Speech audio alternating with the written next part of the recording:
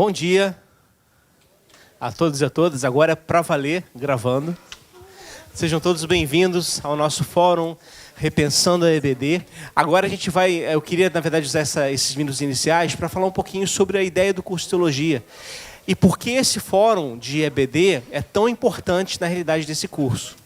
Porque na verdade a gente tem uma certa percepção, às vezes acontece, de achar que teologia e igreja não se relacionam, né?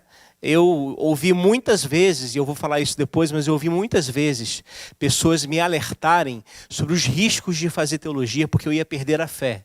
Não sei se você, estudante de teologia, aconteceu isso com você. Muitas vezes me alertaram contra os riscos do professor descrente enviado de Satanás que ia me levar para o inferno, né? E não é verdade isso. Claro que tem alguns professores que se aproximam disso, o Lúcio, por exemplo. Mas, tirando isso, não é assim que funciona. Eu queria, então, falar um pouquinho do curso para tentar vincular essa ideia. Quanto mais teologia e igreja estiverem próximas, melhor para a teologia e para a igreja. Tem um teólogo chamado Hans Urs von Balthasar, um nome muito bom para colocar em filho, aliás. Hans Urs von Balthasar. Ele dizia que teologia, ele está falando de teologia e espiritualidade, né? E aí a gente pensa espiritualidade como a vida da própria igreja, né? Como que nos movimenta nos cultos que fazemos a Deus. Ele dizia o seguinte: teologia sem espiritualidade é como se fosse um esqueleto sem carne. Mas espiritualidade sem teologia é carne sem esqueleto. Tá bom? Então, as duas coisas têm que andar juntas, têm que andar integradas. Nós precisamos aprender a amar a Deus com toda a nossa força, mas também com toda a nossa alma, com todo o nosso intelecto, a nossa sabedoria, com tudo que nós somos. E nós somos esses seres integrais. Então, a gente está pensando aqui essa ideia de vincular essas realidades. Em função disso, vou mudar agora o slide, porque eu sei que vocês já gravaram, tá? Mas em função disso, eu queria falar então do curso de Teologia da Unigran Rio. Qual é a nossa proposta? A gente tem um curso baseado em 3 pilares, que é a teologia bíblica, a teologia sistemática e a teologia prática. Teologia bíblica são aquelas disciplinas que vinculam... Ah, legal, tem um negócio aqui para apontar, maneiro. Teologia bíblica são aquelas disciplinas vinculadas ao estudo do texto bíblico, propriamente dito. Então vocês vão estudar introdução ao Novo Testamento, introdução ao Antigo Testamento, teologia bíblica do Antigo e do Novo Testamento, exegese do Antigo e do Novo Testamento, e também disciplinas paralelas que ajudam nesse estudo, como as disciplinas de línguas, grego e hebraico. Então essa é a... Olha aí o suspiro de desespero. É a ideia de pensar a Bíblia, né, como a nossa fonte de fé e como o nosso chão de caminhada, né? Refletir sobre a Bíblia, sobre como a Bíblia surgiu, quais são os processos de construção do texto bíblico, porque às vezes a gente acha, de forma um pouco ingênua, que a Bíblia nasceu pronta, né? Como, por exemplo, Paulo vai pregar na igreja aos Romanos e diz assim: abram, por favor, a Bíblia na carta que eu escrevi aos Romanos, capítulo 3, versículo 4. Não é assim que funciona. Foi um longo processo até chegar à Bíblia como a gente conhece. Então a gente estuda isso. Teologia sistemática, na verdade, é o coração de um curso de teologia. É a tentativa de sistematizar a experiência de fé. E aí você tem as grandes áreas da teologia sistemática. Cristologia, pneumatologia, que estuda o Espírito Santo. Só porque ele leciona, melhor disciplina. Eclesiologia, escatologia, que vocês sabem, né, o que significa, soteriologia, que é a doutrina da salvação, e assim por diante. São áreas específicas da teologia sistemática que a gente trabalha aqui. E, por fim, teologia prática, o que, na verdade, não quer dizer que as outras disciplinas não sejam práticas, elas também são. Mas aqui você tem disciplinas mais vinculadas ao exercício, tanto um exercício ministerial, propriamente dito, quanto a esse contato da nossa fé com a sociedade que a gente vive. Então você tem, por exemplo, os estágios de aconselhamento, de homilética, você tem disciplinas que vinculam a parte da teoria com a parte prática, como são os PCAs e assim por diante. Quem é aluno do curso já conhece a estrutura toda. Quem não é, eu estou apresentando para que vocês possam se interessar e, quem sabe, virem se tornar alunos e alunas no próximo semestre. Posso ouvir um amém? Igreja? Então, tá bom. E, além disso tudo, você tem disciplinas auxiliares, como filosofia, sociologia, história do cristianismo e da teologia, assim por diante. E aí o último slide que eu queria falar para vocês é justamente a estrutura do curso, o que envolve o curso de teologia aqui na Unigran Rio. Envolve, obviamente, teologia, né? E teologia é esse discurso sobre a experiência de Deus. Então, teologia é sempre uma palavra segunda. O que significa isso? Teologia não é a origem. Teologia é reflexo da experiência que nós temos com Jesus de Nazaré. Essa experiência que nos toma por inteiro nos conduz a refletir sobre ela. E essa reflexão é a teologia. E justamente por isso, porque ela é a palavra segunda, ou seja, ela não pode correr o risco de se sentir absoluta sobre Deus, a gente tem esse vínculo da teologia com a espiritualidade. Como eu estou dizendo aqui, não tem nenhuma razão separar as coisas, nenhuma razão. Altar e academia são aliados no conhecimento de Deus e da própria palavra de Deus e da vida, tá bom? E por fim nós temos, também fazendo parte dessa estrutura toda, a cultura, perceber que a nossa fé é vivenciada dentro de uma cultura específica, no caso nosso, a cultura brasileira, que é multifacetada, e também a proposta de uma formação pastoral, aqui entendida tanto como formação de pastores e pastoras, como também a ideia da pastoral de encontro da igreja com a sociedade. Tá bom? Esse é mais ou menos o nosso curso, a ideia geral do nosso curso. Maiores detalhes, lá naquele site que eu passei antes, ou conversem comigo no final, tá bom? E se vocês desejarem fazer teologia com a gente, sejam muito bem-vindos e bem-vindas, tá bom? Vou passar agora a palavra para o professor Eric Mendonça, que é professor do curso. Cheguei, Eric. E ele vai falar com vocês um pouquinho sobre EBD. Vou pedir para o rapaz lá trocar o slide. Daqui a pouco a gente volta a conversar mais um pouquinho.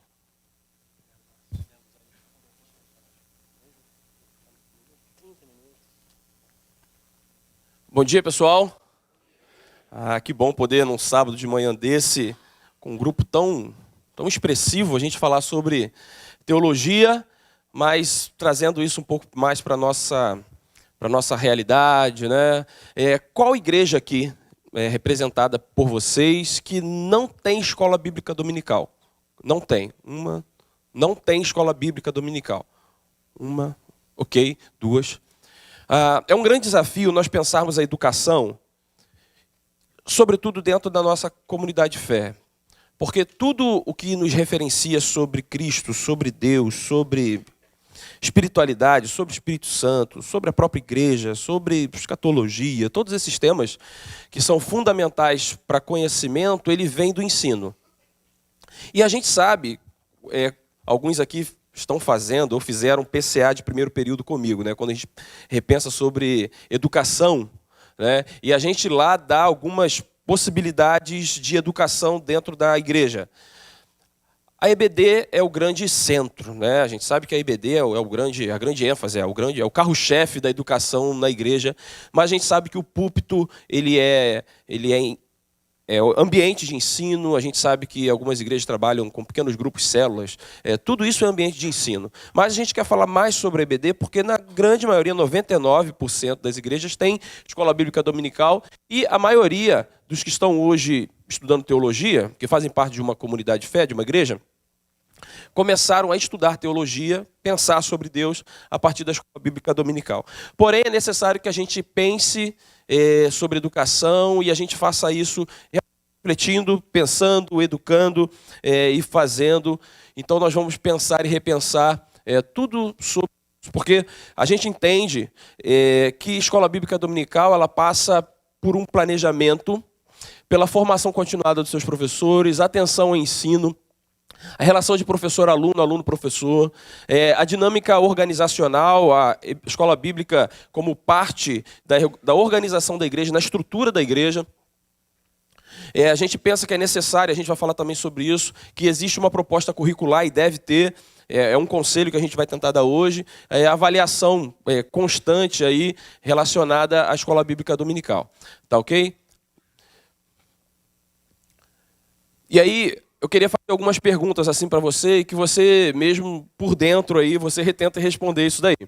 Quantas inovações em sua EBD aí nos últimos 6 meses? Quem aqui é professor de escola bíblica dominical? Que maravilha, tem um monte. Quantas inovações você trouxe para a sua escola bíblica dominical, para a sua turma dos últimos 6 meses? Qual foi a última vez que alguém sugeriu algo novo para a EBD na sua igreja? Qual foi a data do último treinamento ou reciclagem para professor de escola bíblica? Quantas matrículas novas sua EBD registrou nos últimos 6 meses? Quantos alunos abandonaram a EBD nos últimos 6 meses? Muitas igrejas estão passando por esse período apocalíptico da escola bíblica dominical, né? A gente vai pensando na totalidade da igreja, uma igreja aí com 100 membros, 200 membros, a gente tem às vezes 30% de alunos na escola bíblica dominical, né? Quem é diretor de escola bíblica, né? Quem está nessa coordenação, sabe bem o que é isso quando você puxa toda a questão de relatório. Então, como foi proposto lá em cima, a gente vai falar um pouquinho sobre planejamento, porque o que é isso? É definir os caminhos de ação fundamental para o desenrolar do processo. Você precisa saber aonde você quer chegar, para onde queremos conduzir os nossos alunos, ensinando-os o que estamos ensinando. Quais são os nossos objetivos e metas? Hoje vocês estão estudando teologia.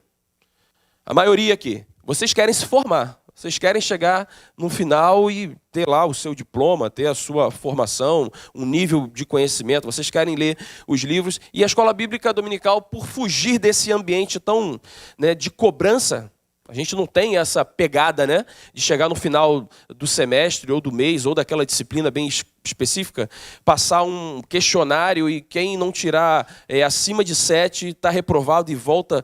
Se a gente fizer isso, acho que a gente tem um problema na nossa igreja. Vai ficar, aí a gente vai ter que ver um monte de crente colando na prova na igreja. Imagina como seria isso, né? Se fosse na minha igreja, eu sou pastor aqui pertinho na Igreja Batista da Paulicéia, e eu estou vendo a diretora de escola bíblica está aqui, a ministra de educação religiosa está aqui, alunos, professores, tem alguns aqui. Rapaz, Cláudia, imagina, a gente teria um problemão lá, hein? Né? E talvez você, quem é pastor aqui, ou quem é coordenador, diretor, teria um problemão, ou vocês arrumariam um problemão para a igreja, né? E aí à noite, todo mundo de mãos dadas, adorando ao Senhor na hora da ceia, e tinha acabado de colar. Meu Deus, vai ser um negócio muito louco isso. Então a gente precisa pensar bem essa questão do planejamento, porque é uma etapa importante, planejar a escola bíblica dominical. Segundo Danilo Gandhi, pode-se dar através da compreensão da realidade existente, projeção da realidade desejada e a definição de metas. Isso, para a gente, é planejamento. Se não sabemos o que queremos alcançar com o nosso ensino, como podemos esperar que nossos alunos cheguem a algum lugar? A gente trabalha no vácuo, a gente trabalha assim sem perspectivas e metas. Talvez na sua igreja, nos últimos 5 anos, já tenha falado sobre igreja como tema, por exemplo, umas 4 vezes. E aí os mesmos alunos ouviram pelo menos 4 vezes nos últimos 5 anos sobre a mesma linha de ensino. Então, a gente precisa fazer uma projeção educacional. O Sêneca vai dizer para a gente, se o homem não sabe a que porto se dirige, nenhum vento lhe será favorável. A gente vai ficar rodando e talvez isso seja um dos grandes pontos do desânimo dos alunos da escola bíblica dominical. A gente não tem um direcionamento. Então nós vamos pensar sobre essa formação continuada dos professores. A direção da EBD, talvez existam coordenadores, diretores aqui, ela precisa ser criteriosa da composição do corpo docente. E aí é uma dificuldade que a gente tem. Porque a gente não quer alcançar a questão de preconceito. A gente tem toda essa preocupação, né? Da gente não extrapolar o nosso limite de realidade das comunidades de fé, da igreja. Porque tem, às vezes, aquele irmão que ele é um bom aluno de escola bíblica dominical. É o irmão que mais pergunta, é a irmã que mais pergunta, e ele estuda bem a revista, ele estuda bem tudo aquilo, e aí no ano que vem, você, professor, investindo em mais líderes, você, pastor, no ano que vem, você faz ele virar o professor da turma, porque ele se destaca, né? E aí a gente começa a caminhar para uma preocupação, porque esse aluno ele é um bom aluno, que precisa ser preparado para professor. Então ele se dedica muito bem à revista, ele se prepara para aquela aula que ele vai receber, ele tem as perguntas certas, e o professor vibra quando tem um aluno assim, é ou não é? Quando o aluno participa, pergunta, a gente desenvolve, mas ele ainda não está preparado para ser um professor. Mas no ano que vem deslança. Né? E a gente mata às vezes o irmão, a irmã que é tão boa, tão né? E a gente tem um problema, porque aquela turma estava acostumada com o professor, tem agora esse aluno que virou professor, ele ainda não consegue fazer uma boa exegese de um texto. E aí o que vai acontecer, e talvez aconteça na sua igreja? A leitura da revista a aula inteira. Ou a leitura da apostila, né? aquela pontuação. E aí quem vai ler a revista no domingo de manhã, lê em casa. E aí ele vai falar assim, bom, se eu leio em casa, se eu leio domingo de manhã, eu consigo ter mais 1 hora de sono do domingo. Então eu leio durante a semana.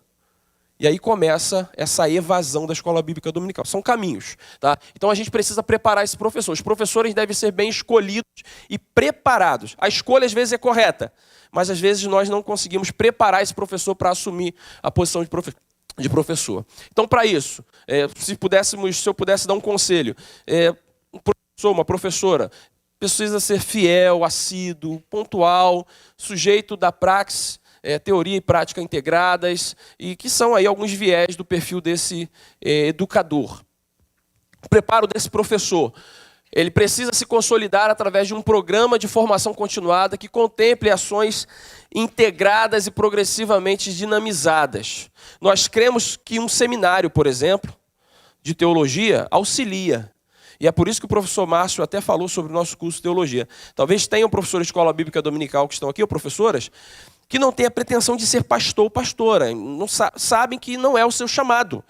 Mas, ao estudar teologia, olha, descobre um mundo de possibilidades educacionais e se torna um brilhante professor. Já tem uma didática, tem aquele dom, tem aquela vocação, mas falta às vezes conteúdo, falta integrar mais os conhecimentos, os conceitos, e talvez um seminário teológico possa contribuir aí para a formação da sua equipe, né? E é bom que alguns pastores, algumas igrejas enviaram um monte de gente hoje para a gente repensar a escola bíblica dominical. Então existe aí uma possibilidade, né, para essa formação que pode começar já numa reunião pedagógica periódica para estudo. Quantas vezes você que é superintendente, diretor, coordenador, secretário executivo, os termos gerais que a gente usa aí, quantas vezes por ano você reúne os seus professores para falar sobre a didática de aula, o que está sendo ensinado, quais têm sido as experiências? Então, tudo isso aí ajuda um pouco. Tá? Uma reunião pedagógica periódica para estudo, reflexão, troca de experiências, avaliação, direcionamento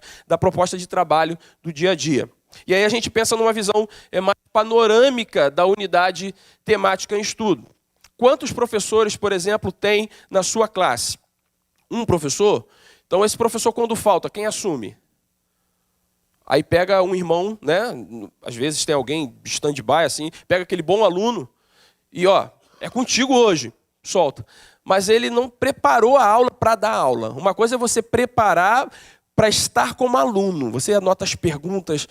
E aí, se você é o bom aluno que preparou as perguntas para fazer para o seu professor, o filho dele passou mal, a professora precisou faltar, quem responde a pergunta dele como aluno? Ninguém responde, porque ele agora é o professor, porque assumiu. Então, por que não deixar um professor já de stand-by, preparado só para isso? Né? Por que não ter 2 professores? Aí você já capacita a liderança. Por que não, na semana que esse professor substituto da turma não está tendo aula, por que não tem uma turma só com professores substitutos estudando a lição de semana que vem? São possibilidades. Então a gente vai pensando nessa visão panorâmica da unidade temática em estudo para a abordagem dos conceitos principais, levantamento de questões, porque às vezes você lê uma frase que a pessoa do seu lado leu, mas entendeu diferente. Gente, revista de escola bíblica, temas para ser estudado, cada um tem uma ideia sobre igreja, sobre Jesus. A gente tem as nossas reflexões teológicas do tema, né? Por isso que existem teologias, e a gente fala muito isso lá, você já deve ter ouvido falar lá nas nossas videoaulas, alguma coisa sobre introdução ao Novo Testamento, falando sobre as possibilidades teológicas do Novo Testamento. Né? Teologias diferentes do Novo Testamento. E a nossa percepção sobre fé, sobre igreja, sobre o Novo Testamento, sobre tema, é totalmente diferente, às vezes, um do outro. Mesmo tendo passado pela mesma capacitação e caminho dentro da igreja. Crescemos juntos na igreja aprendendo a mesma coisa, mas a nossa percepção, o nosso olhar é diferente, porque a gente entende cultura diferente. Aí vai entrar o que o professor Márcio falou um pouco antes. Tá? Então, um diretor de EBD ele precisa incluir em seu plano de ação o acompanhamento do processo ensino-aprendizagem. Não basta definir o que vai ser ensinado, é fundamental que se preocupe como vai ser ensinado. Você, às vezes, tem muito conhecimento, mas tem pessoas que têm muito conhecimento e não conseguem passar isso de forma bem clara, sistematizada, devagarzinho, sem gritar, e repete. Vamos lá. Uma grande dificuldade aí da escola bíblica tem sido justamente o uso de aulas meramente positivas. Né? E a gente tenta transformar isso em outra coisa. Por quê? Amanhã, por exemplo, a escola bíblica na nossa igreja, na maioria, quase todo mês, tirando um dia do mês, que eu sou pastor de igreja batista, e alguns aqui são, tem a assembleia regular, né? As assembleias, e a gente sabe que exige tempo, né, para a gente desenvolver as temáticas. Então, lá na igreja, onde eu estou pastoreando, eu sou pastor, a EBD ela é depois do culto. Nós temos o culto, 9 horas até as 10, e depois a gente entra com a escola bíblica dominical, que vai até 11h30. Né? Às vezes tem um professor que fala um pouco mais, as irmãs puxam a nossa orelha, porque a gente às vezes vai até 11h40, 11h45, 1h e meia naquele debate, naquele assunto, e a gente vai... Mas imagina só, eu ficar como professor falando 1h30, mas antes no culto eu já preguei 45 minutos. Você vai ficar me ouvindo só de manhã, 2h30.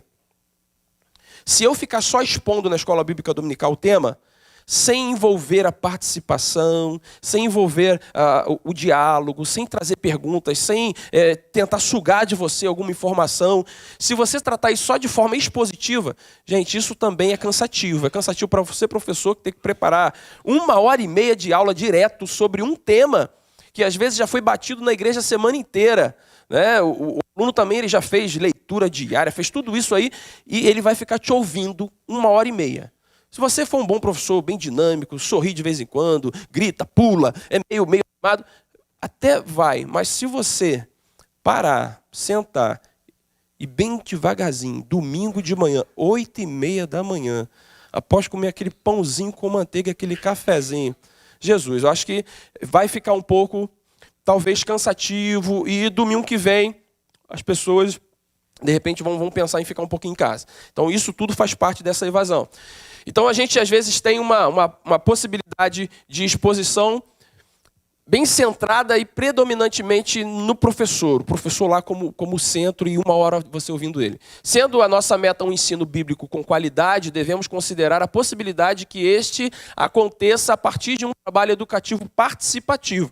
Como? Promova seminários de educação expondo novos métodos de ensino. Incentive-os à leitura de livros relacionados à educação criativa. Contate as pessoas da igreja que trabalhem na área de educação e os peça para organizarem aulas criativas para os professores.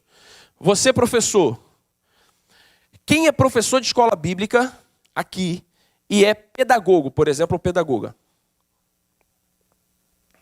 Consigo contar no dedo. Gente, nós temos pessoas capazes nas nossas igrejas que podem nos auxiliar, que podem abençoar a nossa aula, pode nos dar assim, um panorama, olha, como que você pode desenvolver essa temática? Olha, prepara, invista 10 minutos nisso, 15 minutos nisso, faça uma dinâmica tal. Pode te ajudar a preparar um plano de aula com qualidade para a sua aula ficar bem dinamizada. O bom professor é aquele que consegue provocar nos seus alunos uma louca vontade de aprender o tema em estudo. E aprender é construir, é lidar com um conhecimento que se articula a partir de uma ideia mental criativa. Logo, só ouvir não dá conta do processo. É necessário forçar o exercício mental construtivo do aluno. Quem foi o seu professor de escola bíblica dominical? Quem foi o seu melhor professor de escola bíblica dominical? Você lembra de alguém? Lembra de alguém? Lembra, né? Por quê? Por quê? O que você lembra da característica dele ou dela? Alguém pode citar, por favor? Como é que era essa pessoa assim? Dinâmico. Se sentia atraído por aquela aula, acordar de manhã, domingão, para ir para a escola bíblica, dava gosto, né? Olha, né? Conhecimento, dinâmico, atencioso, inovador. Olha como que a gente pensa nos professores. E tomara que vocês sejam lembrados como esses professores. Quem sabe hoje seja um dia que a mente vai abrindo para algumas coisas. Logo, só ouvir não dá conta realmente do processo, é necessário forçar o exercício mental construtivo desse aluno. E aí, a gente tem o mestre dos mestres, que é o nosso grande professor, e ele era bem didático, a gente sabe disso, né? Jesus tinha toda uma capacidade de ensinar. Então, ele conhecia a matéria que ensinava, Lucas 24, 27, ele desenvolvia sobre isso, conhecia muito bem os seus alunos, os seus discípulos, a sua multidão. Ele sabia o ponto necessário e principal daquela realidade, daquela comunidade onde estava ensinando parábolas e outras possibilidades. Reconhecia que o que havia de bom nos seus alunos. Ele ensinava verdades bíblicas de modo simples e claro.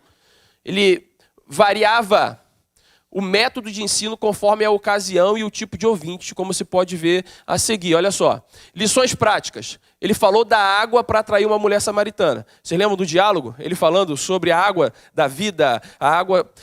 aquele que tem sede, a mulher direto. Pontos de contato. O relacionamento entre André, João, Pedro, Filipe, Natanael. Ele era próximo dos alunos. Solução de problemas. Pediu uma moeda e questionou os deveres para com Deus e as autoridades. Técnicas de perguntas. Isso aí dinamiza demais a nossa aula. A gente faz com que a pessoa participe, acorde. De vez em quando dá uns gritos que o povo acorda também. Mas a pergunta funciona também muito bem. Técnicas de perguntas. Jesus fez mais de 100 perguntas para levar as pessoas a entender a sua mensagem. Parábolas. Olha, a gente não precisa nem falar de parábolas de Jesus, né? Como nos ensina, e principalmente aquela realidade, as pessoas sabiam muito bem o que era a questão do grão de mostarda, o que era a semente lançada, as pessoas sabiam exatamente o que era aquilo. O mestre utilizou grandemente o recurso das parábolas para evidenciar as verdades eternas. Oportunidades. Ele aproveitou a ocasião da Páscoa e lavou os pés dos discípulos para ensinar sobre a sua morte, sobre a humildade de servo. Ele utilizou bastante trabalho grupo. Quanto tempo você não faz uma dinâmica dividindo 3 pessoas da sua classe e alguém vir do meio lá e apresentar um trabalho? Olha, o que vocês aprenderam hoje sobre o fruto do Espírito? Quantas vezes você reuniu esse ano ou ano passado e falou assim, vocês reúnem agora e separem pelo menos uma característica do melhor rei que já houve em Israel. E vocês vão apresentar. Dentro da sua aula existem várias possibilidades. Quando você estiver preparando a sua aula, lendo lá a revista, lendo a apostila, como era lá na sua igreja, por que você não pensa nessa dinâmica? Ao invés de ficar todos sentados. Como estrutura de cadeiras, por exemplo, lá na sua escola bíblica dominical. Estamos aqui,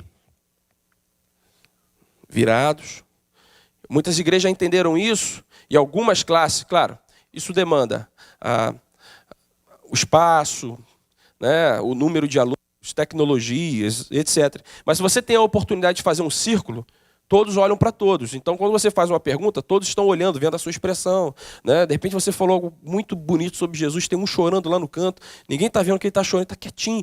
Né? Então, isso tudo, essa formação ajuda muito a gente. Então, o trabalho em grupo é algo bem legal. Jesus também levava os discípulos a aprenderem sobre resolver problemas. Na multiplicação dos pães, ele disse, dá-lhes voz de comer. Ele não trabalhava só, ele valorizava o grupo que estava à volta. E aí, quando você vai fazer uma pesquisa na tua igreja, por que você não vem para a escola bíblica dominical? Ou por que você deixou de vir? Porque a escola bíblica dominical não é melhor. Pouco tempo de aula. A aula terminou quando começava a tratar da melhor parte do conteúdo. Já ouviram isso? Né? Você está ali no ápice, na crucificação, aí toca, algumas igrejas tem ainda, toca a sirene, acabou, tem todo mundo indo para casa, ou o pastor já está gritando no púlpito lá, chamando para entrar. O conteúdo é denso para apenas uma aula, e a gente precisa cumprir, né, as lições, aquele dia não pode, semana que vem a gente não pode voltar naquele assunto, porque vai atrasar, vai embolar uma lição na outra, vai ser um problemão. E aí, gente, entra a questão do fator tempo, que tanto reclamam. E aí eu gostaria de dar uma dica para vocês. Se você tem 1 hora para dar aula, invista 10 minutos na introdução do seu tema, desenvolva isso em 30 minutos, faça um período de integração, que pode ser uma apresentação de trabalho, pode ser uma dinâmica em grupo, pode ser perguntas e respostas, em 15 minutos, e no finalzinho você faz a conclusão. O problema é que a gente quer trazer o eixo central da lição para a conclusão. Né? É o quê? Para prender o povo na aula até o final? Né? Desenvolva, faça isso no desenvolvimento. E aí, na conclusão, você faz as pontuações. Se não, gente, realmente vai ficar sempre aquela ideia, pois não foi suficiente. Olha, não deu. O professor travou, investiu naquilo que não era para investir. A aula deve ter começo, meio e fim. Para que as iniciativas já comentadas provoquem resultados minimamente satisfatórios, torna-se necessário o cuidado com as condições para o trabalho ali.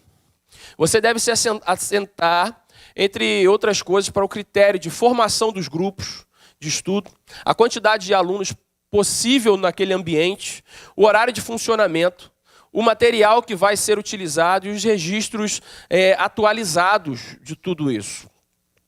E aí a gente entra, às vezes, num problema. Não sei se na sua igreja é assim, mas eu vejo isso em algumas igrejas. Talvez a sua melhor classe, a melhor classe da sua igreja sejam aí dos irmãos mais idosos. Né? Eles são bem assíduos, eles estão lá. Né? A porcentagem de assiduidade é lá em cima, 80%, 90%. Por quê?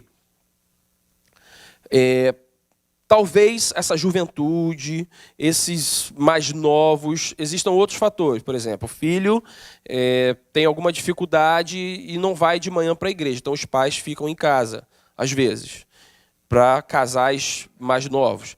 Juventude, chegou tarde no sábado e por uma série de fatores, que eu não quero crucificar ninguém aqui, não vão domingo de manhã. Então você vai repensando tudo isso e aí a gente vai pensando nessa questão de atualização. É um desafio para o nosso tempo pensar ensino. Vocês são prova disso. Um exemplo. Vocês são professores de educação à distância, alunos de educação à distância. Vocês passaram por um processo de adaptação para estudar. Né? Tem alguns aí que estão passando, né? Estão na marra ali, estão na força. Né? Uns, nas quintas-feiras, têm vindo para cá, sentado comigo ali no computador, e, professor, como é que é isso e tal, e a gente vai tentando ajudar para facilitar. Mas imagina a sua juventude, ou os seus adolescentes que já têm assim, uma capacidade muito grande de interação com as redes sociais, com tudo, se de repente você não consegue, durante a semana, minimamente, baixar o PDF, ou fazer um PDF, ou fazer um Word, mandar para eles estudarem. E aí no celular estão indo para a faculdade, estão no intervalo, estão lendo a lição. A revistinha ou a apostila grandona, às vezes, não vai para esses ambientes. Não vão para esses ambientes. Mas no celular, o celular está todo o tempo. Então, quem sabe você já não inicia com algumas perguntas. Olha, domingo nós vamos fazer essas perguntas aqui. Você consegue responder? Traga a sua resposta. E domingo bota o povo. Quem pensou? Eu pensei. Então desenvolve. E você vai fazendo pontuações apenas. Então a gente precisa começar a integrar a nossa realidade aí para a atualização do que o mundo está se tornando. Os grupos de estudo ou as classes, como comumente são chamados, não devem obrigatoriamente ser divididas por faixa etária e sexo. O que deve definir a organização é a proposta curricular. Quanto à quantidade ideal de alunos, temos a dizer que os grupos não devem ser grandes. Preferencialmente, a gente sabe que isso não é uma realidade, dada a necessidade de professores, igreja, vai de caso a caso, mas se a gente tem aí pelo menos 20 alunos, o que já é um número já assim, grande, no limite, né? A gente consegue até com 20, mas se fosse 10, 12, 15, mas os professores ficam naquele, minha classe está bombando, tem 50. Está bombando, olha, Deus está me usando, e a gente vai fazendo, mas 50 alunos, imagina se os 50 querem fazer uma pergunta. São quantas horas de aula mesmo tem lá na sua IBD? Você não dá aula, vai ser só pergunta. Porque tem aluno que faz pergunta, mas faz explicando. Vai dar testemunho, né? Meu cachorro estava com a pata quebrada e Deus curou. Olha, a pergunta é como Jesus ensinava a pregar o evangelho? Contou um testemunho e depois veio com a pergunta. E a gente fica louco com isso, pedindo a palavra de volta.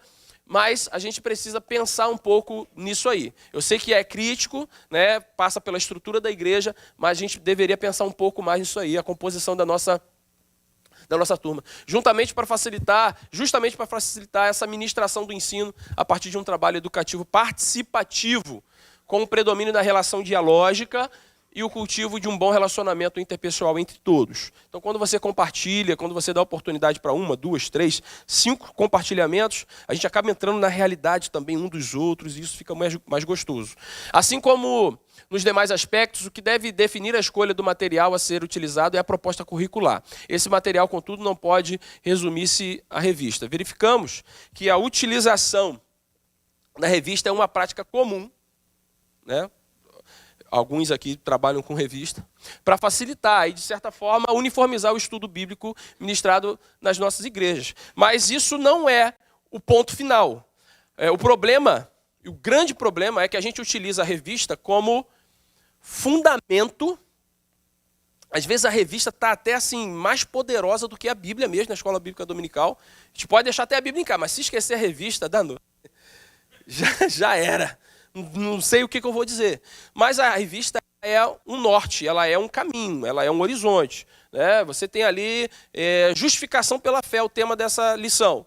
Olha, vai lá para Romanos, pega o texto, faz uma exegese, vai no Antigo Testamento, fala o que está sendo falado pelos profetas sobre justificação, vai lá em Jesus um pouco, entra até com Jesus nesse negócio, fala sobre justificação, sobre morte, sobre cruz, sobre salvação. Mas a revista, ela é um caminho. Pega o tema, pega o subtema e desenvolva a partir daquilo. Né? Quantos professores têm um caderno, têm um bloquinho, têm um tablet, têm um celular para fazer as suas aulas? Alguns têm, mas outros o seu tablet, a sua anotação, o seu caderno, o seu bloquinho é a própria revista. E você só grifa. Estou falando do pecado de um monte de gente. Só grifa, aí você quando lembra, é justificação pela fé. Aí você vai desenvolver, aí quando você esquece... mas o autor ele fez uma frase bonita aqui. Olha, abra aí a sua revista na página 18. Olha o que o autor fala aí. Justificação pela fé, Martinho Lutero, e você começa a ler de novo, aí já perdeu o fim da meada. Vamos lá. Ainda pensando nessa projeção de escola bíblica dominical, isso é o seu sonho de consumo. Tá? Isso é uma questão assim de realidade prática.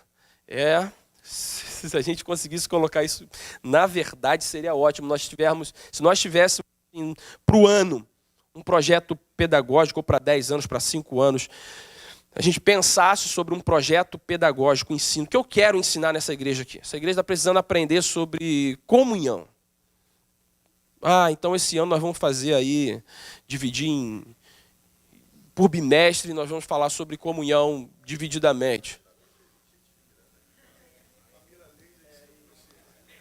Rapaz. Não.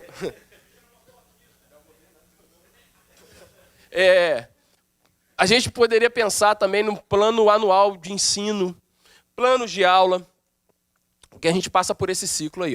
Fornecedor da revista aqui embaixo, conteúdo, estrutura, programa, professor e aula.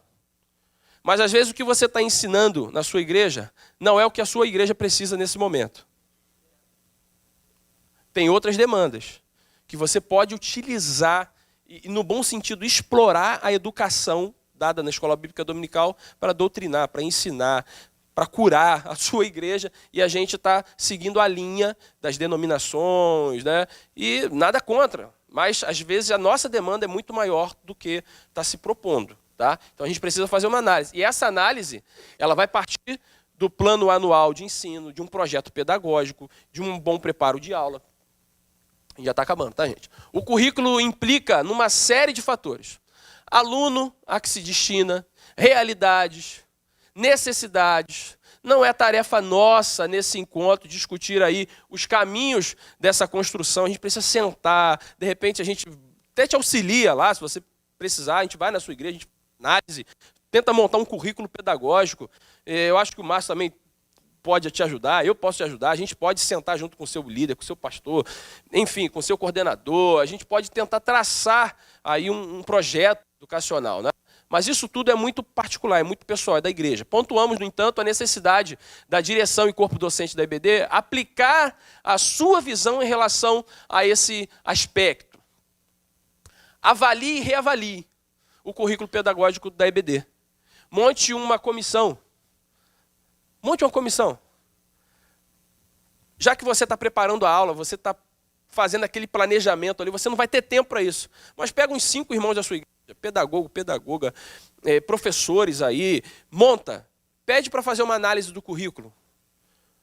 O que está sendo tratado nesse trimestre? Quantos anos a gente vem falando sobre isso? É necessário agora? O que a gente precisa? Como a gente pode melhorar? Como a gente pode dinamizar? Né? A vida cristã é assim, a gente precisa pensar e reavaliar a todo tempo. A gente fica se reavaliando, né? A gente fica se revendo, a gente fica fazendo uma autoanálise. Por que as nossas estruturas não podem ser reavaliadas e repensadas para ser algo local? Né? A gente fala tanto sobre a autonomia da igreja, sobre a realidade local, e às vezes a gente esquece dessa capacitação, dessa liberdade que a gente tem para tratar algo local, e a gente quer fazer algo global. Né? Monta aí um grupo para repensar sobre isso com você e para você.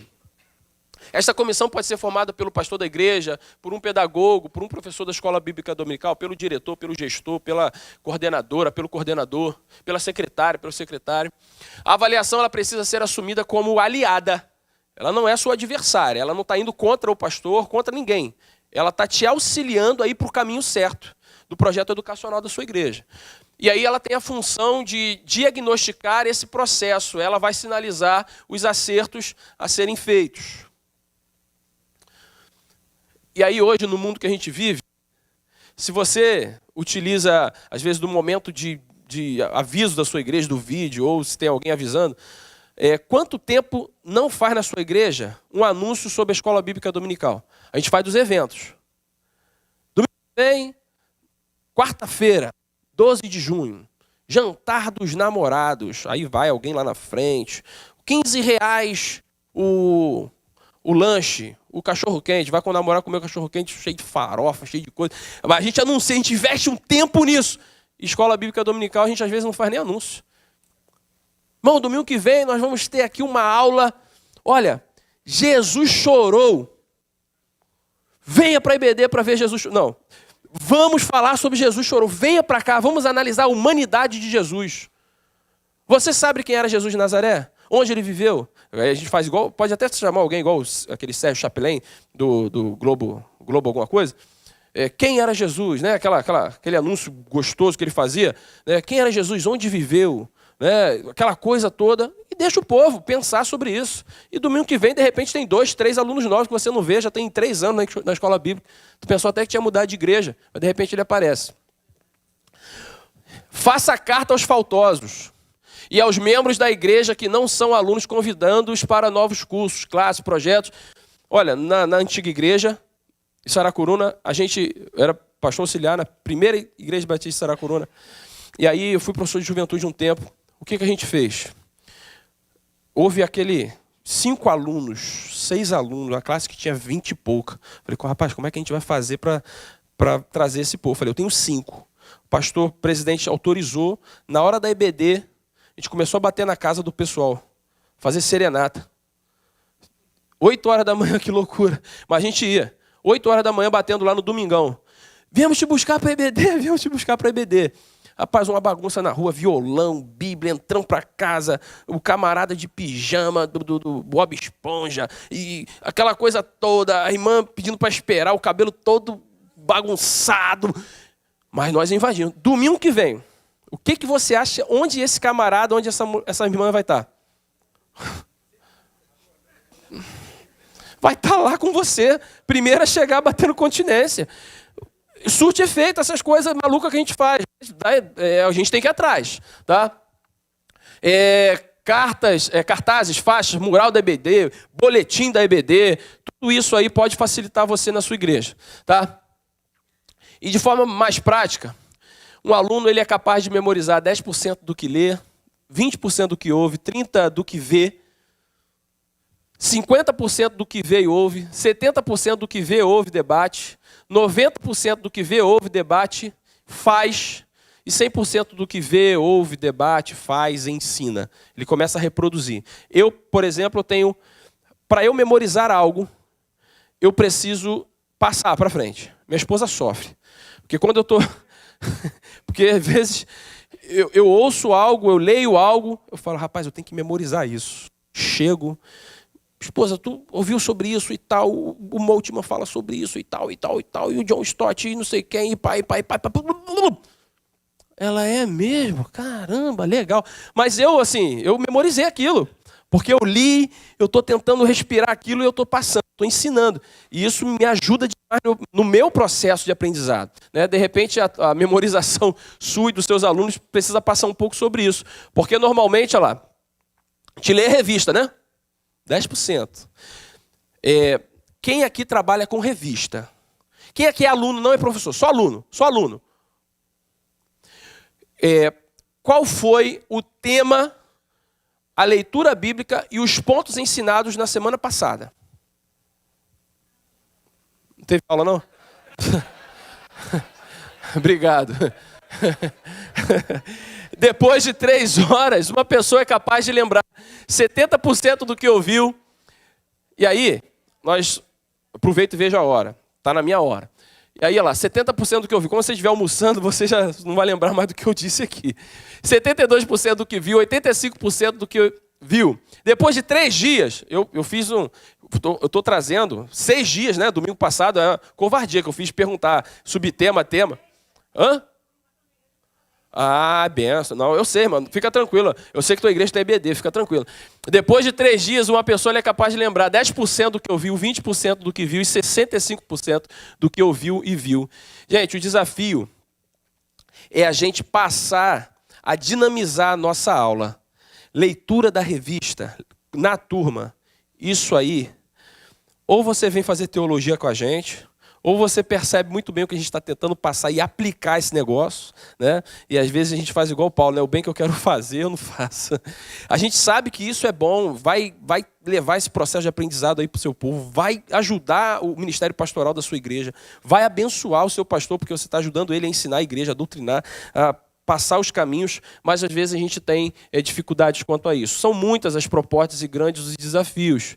Esperamos que o Senhor nos capacite e nos ajude a ampliar essa nossa visão e alcançar novos horizontes. Isso relacionado à nossa escola bíblica dominical. E aí tem algumas referências bíblicas sobre tudo isso que a gente falou. Se você puder e quiser anotar, isso vai te ajudar. Gente, a proposta é que a sua EBD... a gente deu algumas dicas, mas a gente não está ensinando a fazer no dia a dia. Isso demanda um curso para a gente falar sobre escola bíblica dominical. Né? Como você prepara um plano de aula, como você pode montar uma estrutura pedagógica, um planejamento anual, trimestral. Só para dar um exemplo para vocês, lá na nossa comunidade, na nossa igreja, como é que a gente faz? E é bom porque agora as irmãs que trabalham com isso, né, no coração, eu sei que elas não são assim, mas sente aquele orgulho gostoso, né? Aquela coisa boa. E aí, a gente tem as classes de revista, mas nós temos as classes de interesse. Nós temos a teologia bíblica, que nós estamos estudando... Daniel, Cláudio? A gente está estudando o livro de Daniel, exegese, ponto a ponto, versículo por versículo, capítulo por capítulo, exegesezinha ali, tudo certinho, os alunos sentam, recebem um bloquinho no início do trimestre, anotam tudo. Livro de Daniel, teologia bíblica. Quem pode fazer essa classe? Homem, mulher, tem 18 anos, tem 75 anos, não importa. Se inscreveu para a classe, você vai virar aluno dela. Trimestre. Nós temos a outra classe que está comigo, está com o Cláudio também, que é teologia sistemática. Nós estamos falando sobre cristologia, soteriologia e armatiologia. Pecado, salvação e Cristo. Então, trimestre. Quem pode fazer essa classe? Quem se inscreveu. E nós temos lá as classes dos adolescentes que estudam a revista, tem lá o dos jovens que estão com a revista, tem lá as irmãs, os irmãos que estão com a revista. Mas, às vezes, aquilo já não é mais o que você... não vou mais porque eu já estudei essa revista umas 15 vezes nos últimos 35 anos que eu sou membro dessa igreja.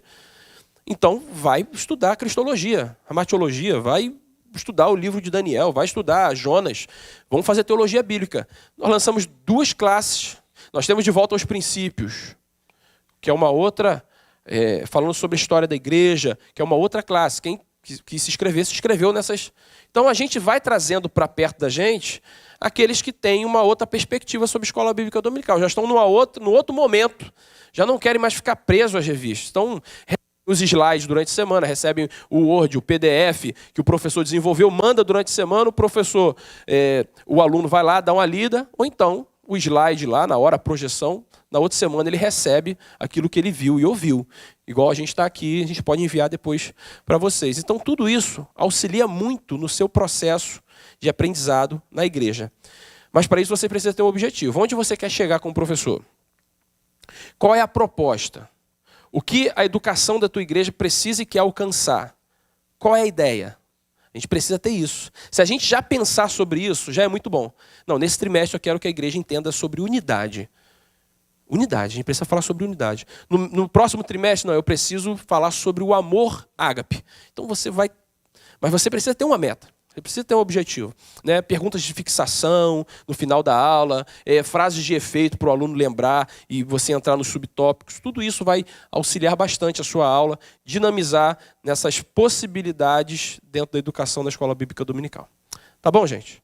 Nós vamos parar até aqui, depois a gente abre para perguntas. Tá bom? Obrigado por vocês terem me ouvido aí esses 40 minutos. Obrigado, gente.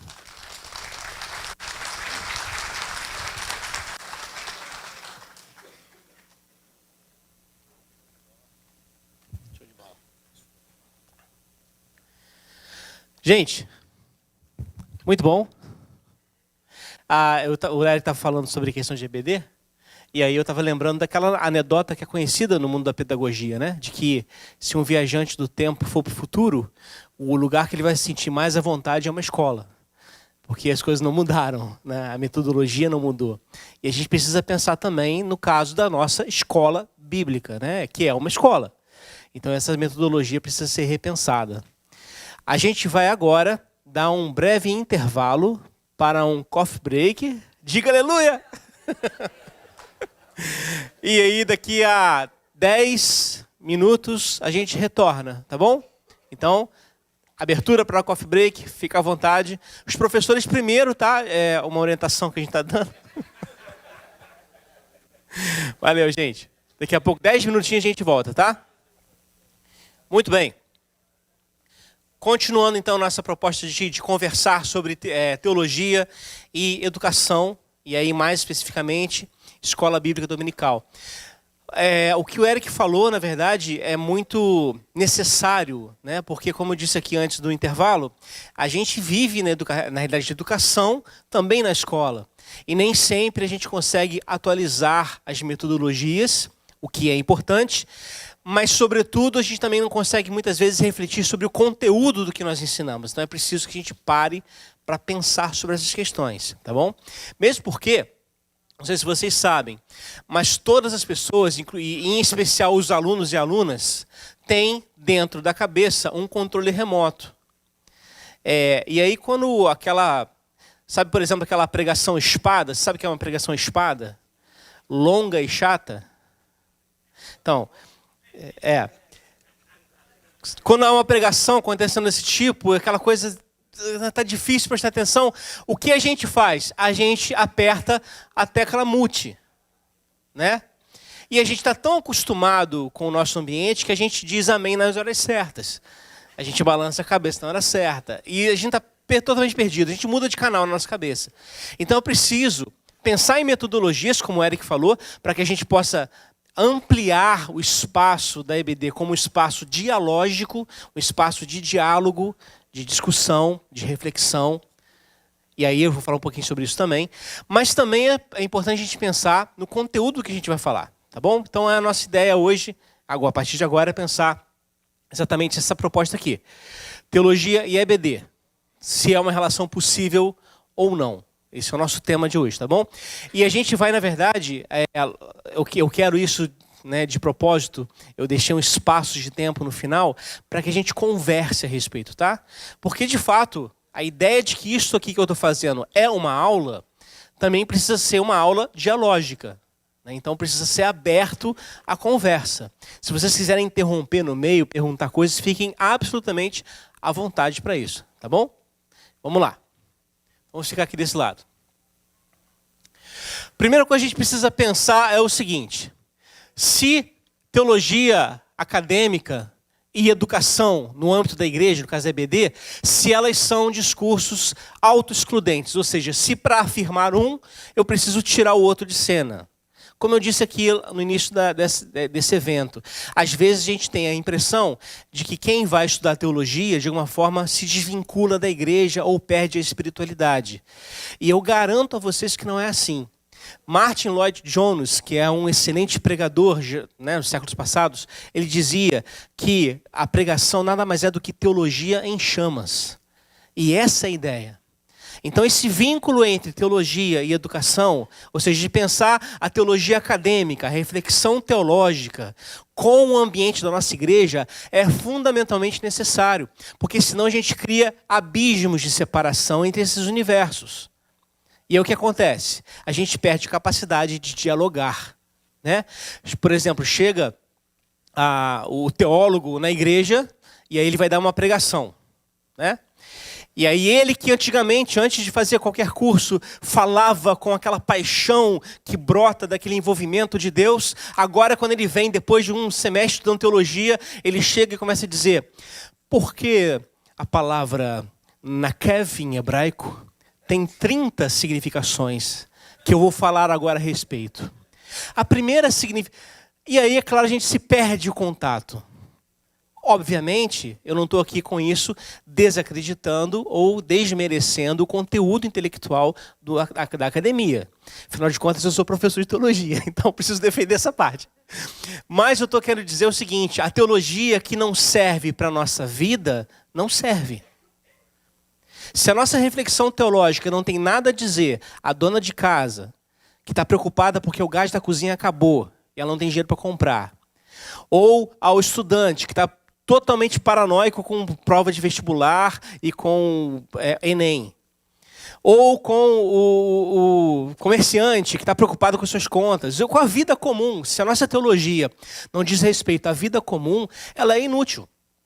Ela é discurso reservado aos iniciados, um discurso esotérico, restrito ao ambiente da academia. E é triste perceber que, de fato, há isso. Isso é uma crítica que a teologia precisa fazer. Existe isso. Mas também existe o contrário. Existe aquela perspectiva de uma igreja que não quer pensar a sua fé. E por não querer pensar a sua fé, perde a chance de se comunicar com o mundo que vive numa mutação tão acelerada que a gente perde comunicação. A gente vai desenvolvendo, por exemplo, o nosso evangeliquez. Não é isso? E eu contei essa história aqui mais uma vez, mas eu vou contar de novo, porque há alguma experiência que aconteceu comigo. Estava numa igreja batista, eu sou de tradição batista, eu sou salvo, apesar disso. Tá? Eu estava numa igreja batista, e geralmente igreja batista à noite, a pregação é voltada para a salvação, né? Uma pregação evangelizadora. Nada de errado nisso. Na hora do apelo, né, depois da pregação, o pastor fez o seguinte apelo. Eu queria saber aqui, se há alguém aqui essa noite que deseja aceitar o sacrifício vicário feito por Cristo no Monte Calvário para a propiciação de pecados. Vem aqui na frente. O que o cara disse, rapaz? Não tem sentido o que ele disse. Nem ele talvez saiba o que está dizendo. Então eu preciso pensar. Às vezes a gente está tão acostumado com essa questão da própria leitura bíblica. Uma vez lá na igreja eu fiz essa experiência. Eu pedi para que eles lessem Romanos 12. Rogo-vos, pois, irmãos, que ofereceis vossos corpos, sacrifício agradável, e tal. Depois que eles leram em voz alta, eu perguntei, o que você entendeu dessa palavra aqui? Eles não souberam responder. E dessa outra palavra aqui? Palavras-chave no texto, sabe? E aí a própria questão da interpretação de uma palavra se perde. E aí a gente perde a comunicação. A gente perde a capacidade de falar com as pessoas. E isso é muito sério, porque a gente vai construindo um gueto evangélico. Os guetos eram aqueles espaços nos quais os judeus foram obrigados a viver na Segunda Guerra Mundial, né? Estão separados. Nós nos separamos, mas a nossa vocação como igreja não é se separar do mundo.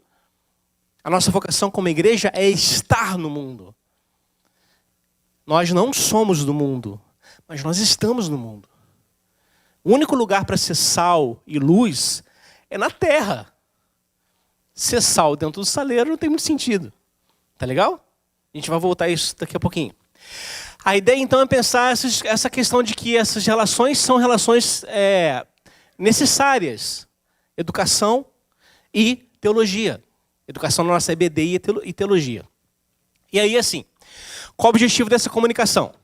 Pensar sobre esses termos, educação e escola bíblica, a fim de tornar esta, ou seja, a escola bíblica, o mais eficiente possível, mas, o que é muito mais importante, torná-lo o mais próximo possível do jeito de Jesus ensinar.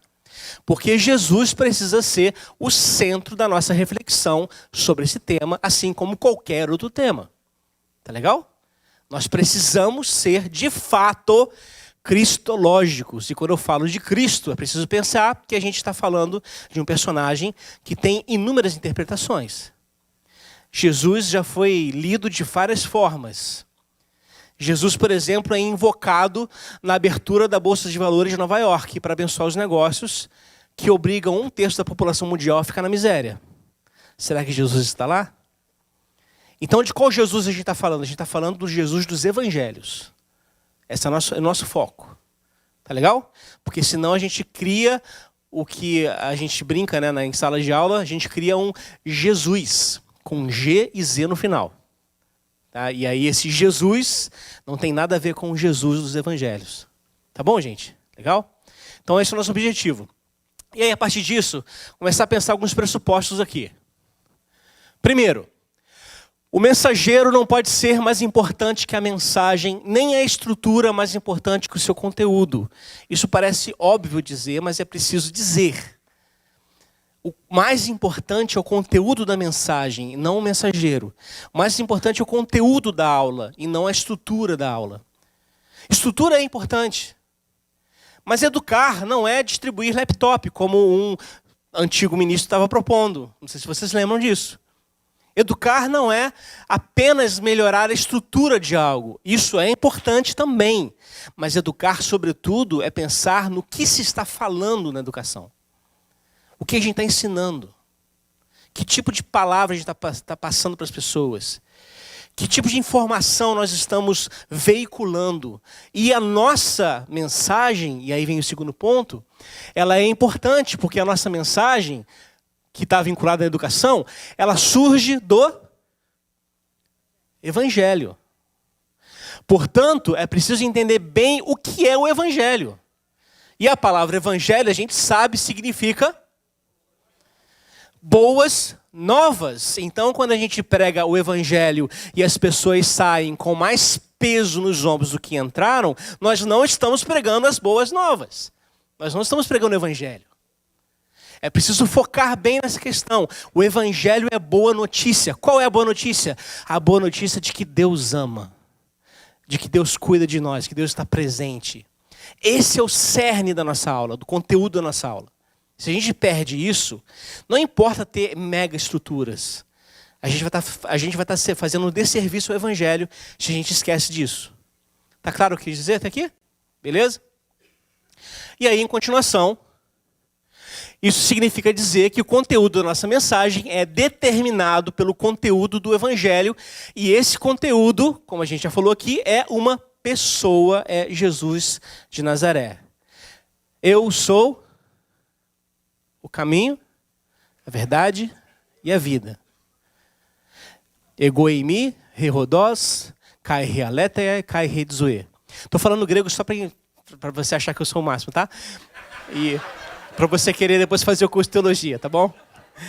Mas eu sou o caminho, a verdade e a vida. Esse caminho, verdade e vida é uma pessoa. Não é um conjunto doutrinário. Não é uma declaração doutrinária de igreja. Não é uma revista GBD. Por mais importante que elas sejam. Mas esse conteúdo é uma pessoa, é Jesus de Nazaré. Então esse é o cerne, tá legal? A gente tem que focar nisso. Dito isso, essa parte mais introdutória, eu queria então pensar em duas questões aqui nessa fala. Primeiro, pensar o que é educar. Tá legal? E aí, assim, eu vou falar algo que aparentemente, mas isso tem a ver com o universo de igreja? Tem. Sobretudo, a gente quer pensar numa educação de fato integradora e de fato integral. Então, vamos lá. Primeiro, educação é sinônimo de conscientização.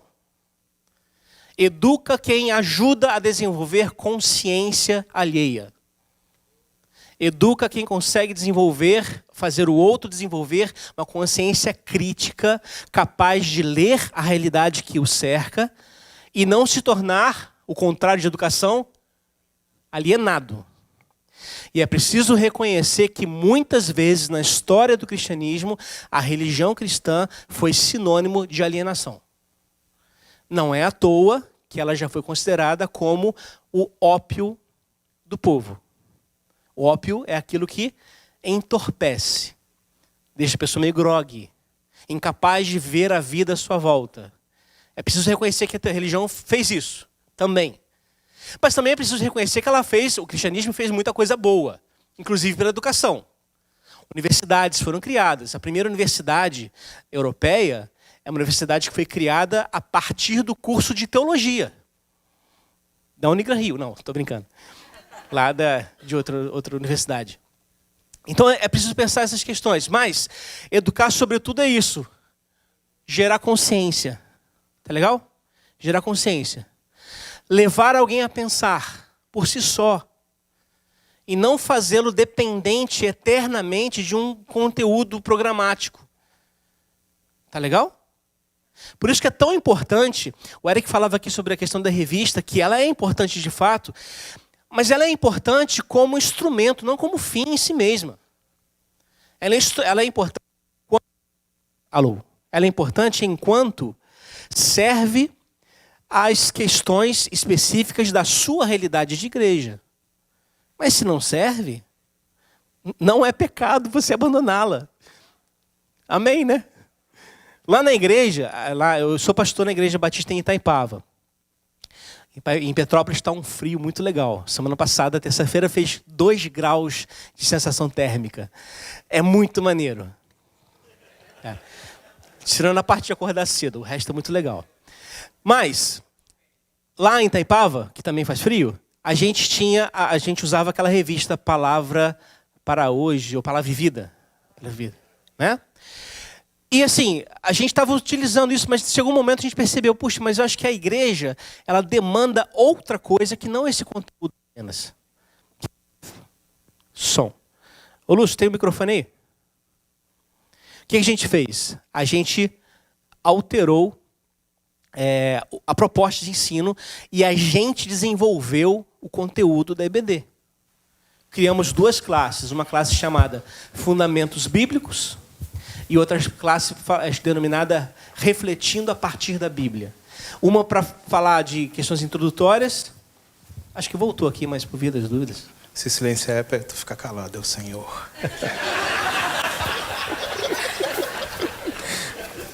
Tá bom, eu vou ter que falar isso de novo. O Lúcio é o baterista lá da igreja, tá?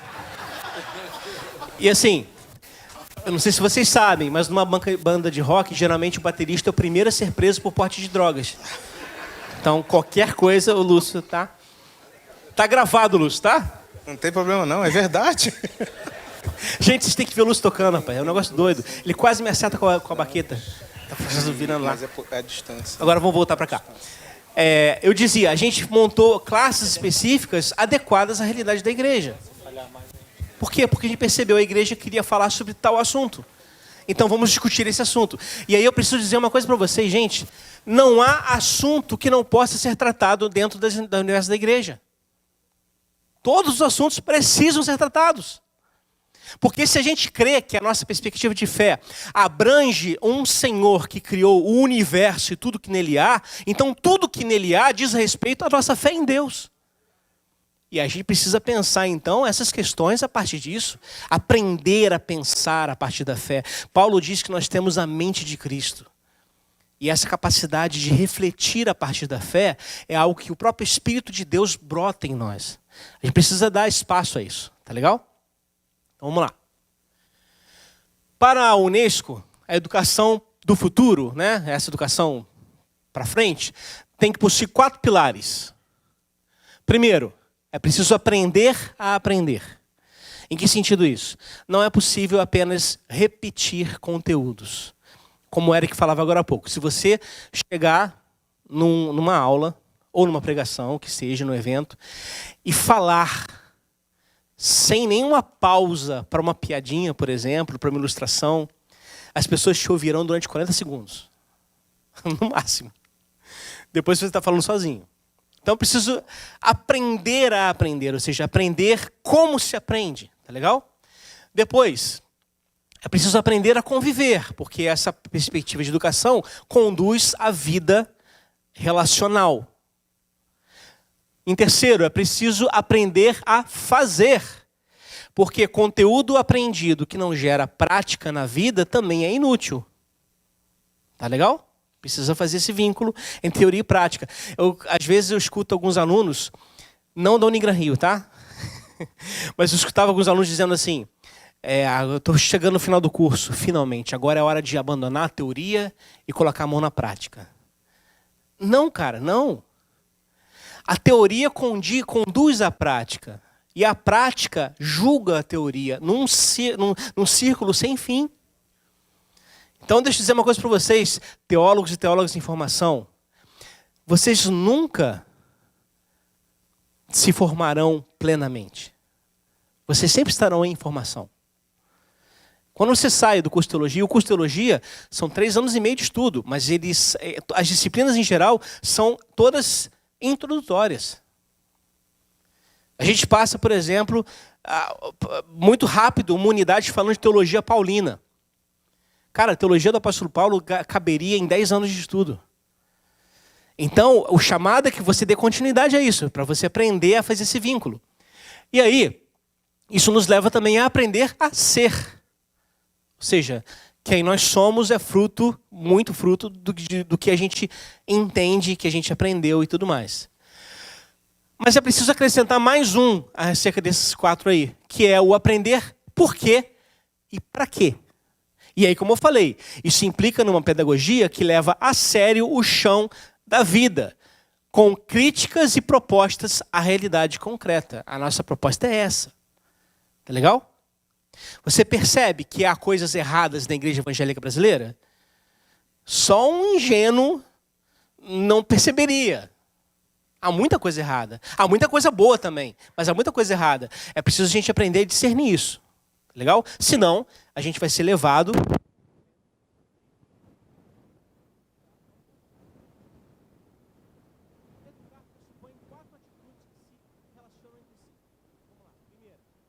Considerar o educando não um objeto, mas um ser humano real que deve ser respeitado integralmente.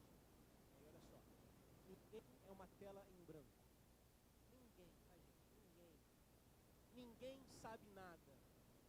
E ninguém sabe tudo.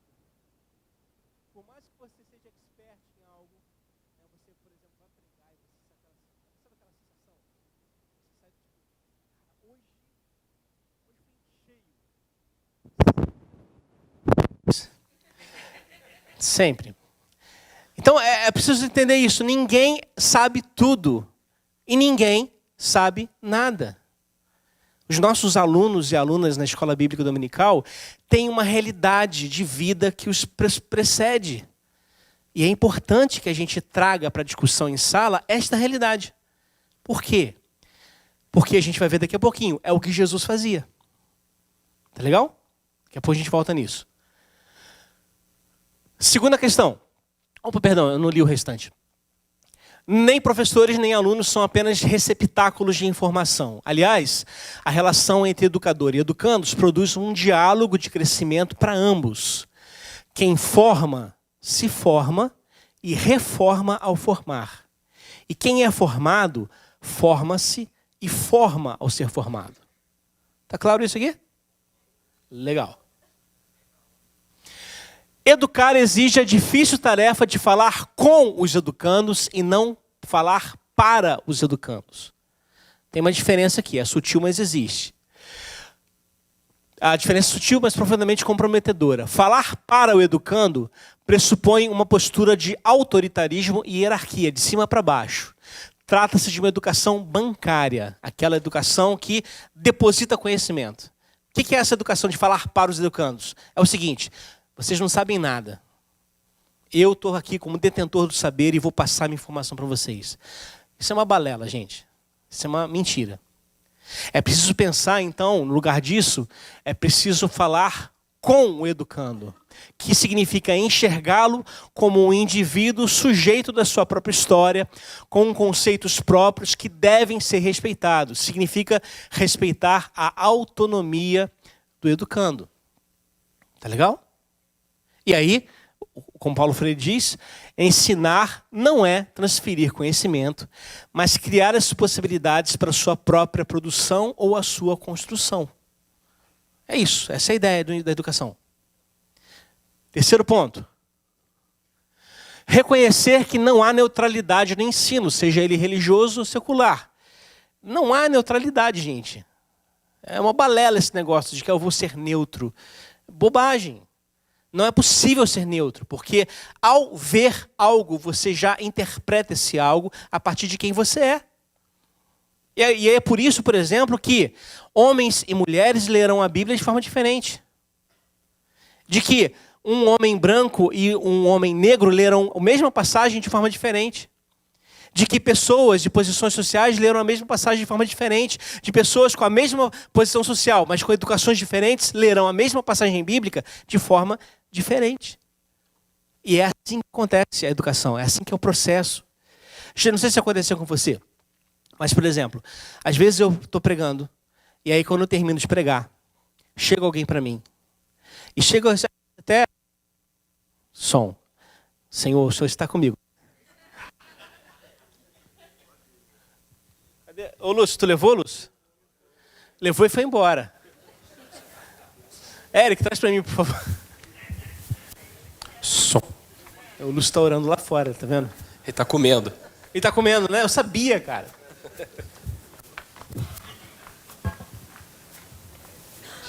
Beleza.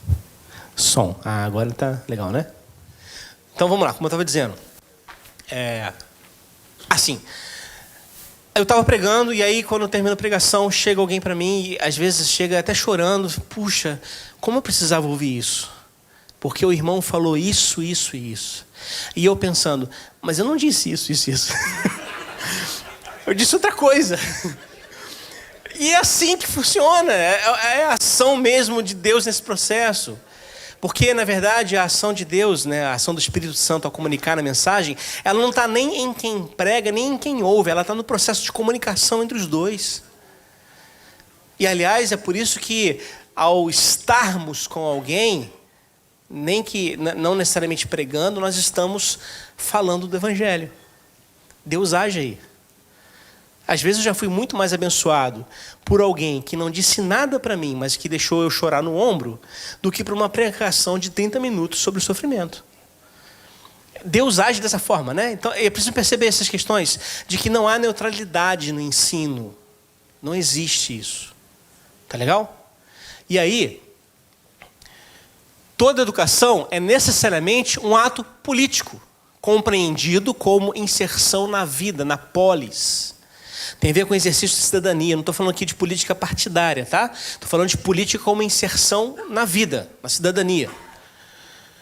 A educação é um ato de intervenção no mundo, seja para criticá-lo ou para reforçar suas estruturas sociais, políticas e religiosas.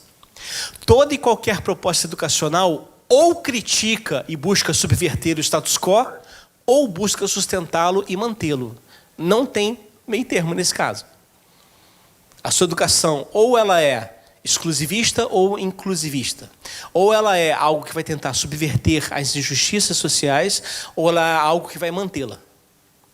E isso é realidade nas escolas e também nas igrejas. Um discurso, por exemplo, de igreja, de EBD, que não leve a pensar, que não produza autonomia no educando, é um discurso de tutela. É um discurso que quer as pessoas doutrinadas, quer as pessoas marionetadas, pensando como eu penso. Não funciona assim. A proposta é o seguinte: nós somos seres diversos. E nessa diversidade repousa a graça de Deus. Então, quanto mais diversos nós somos, ou seja, mais nós mesmos nós somos, mais Deus é glorificado nessa diversidade. Porque você tem um jeito de ver Deus que eu não tenho, eu não sei.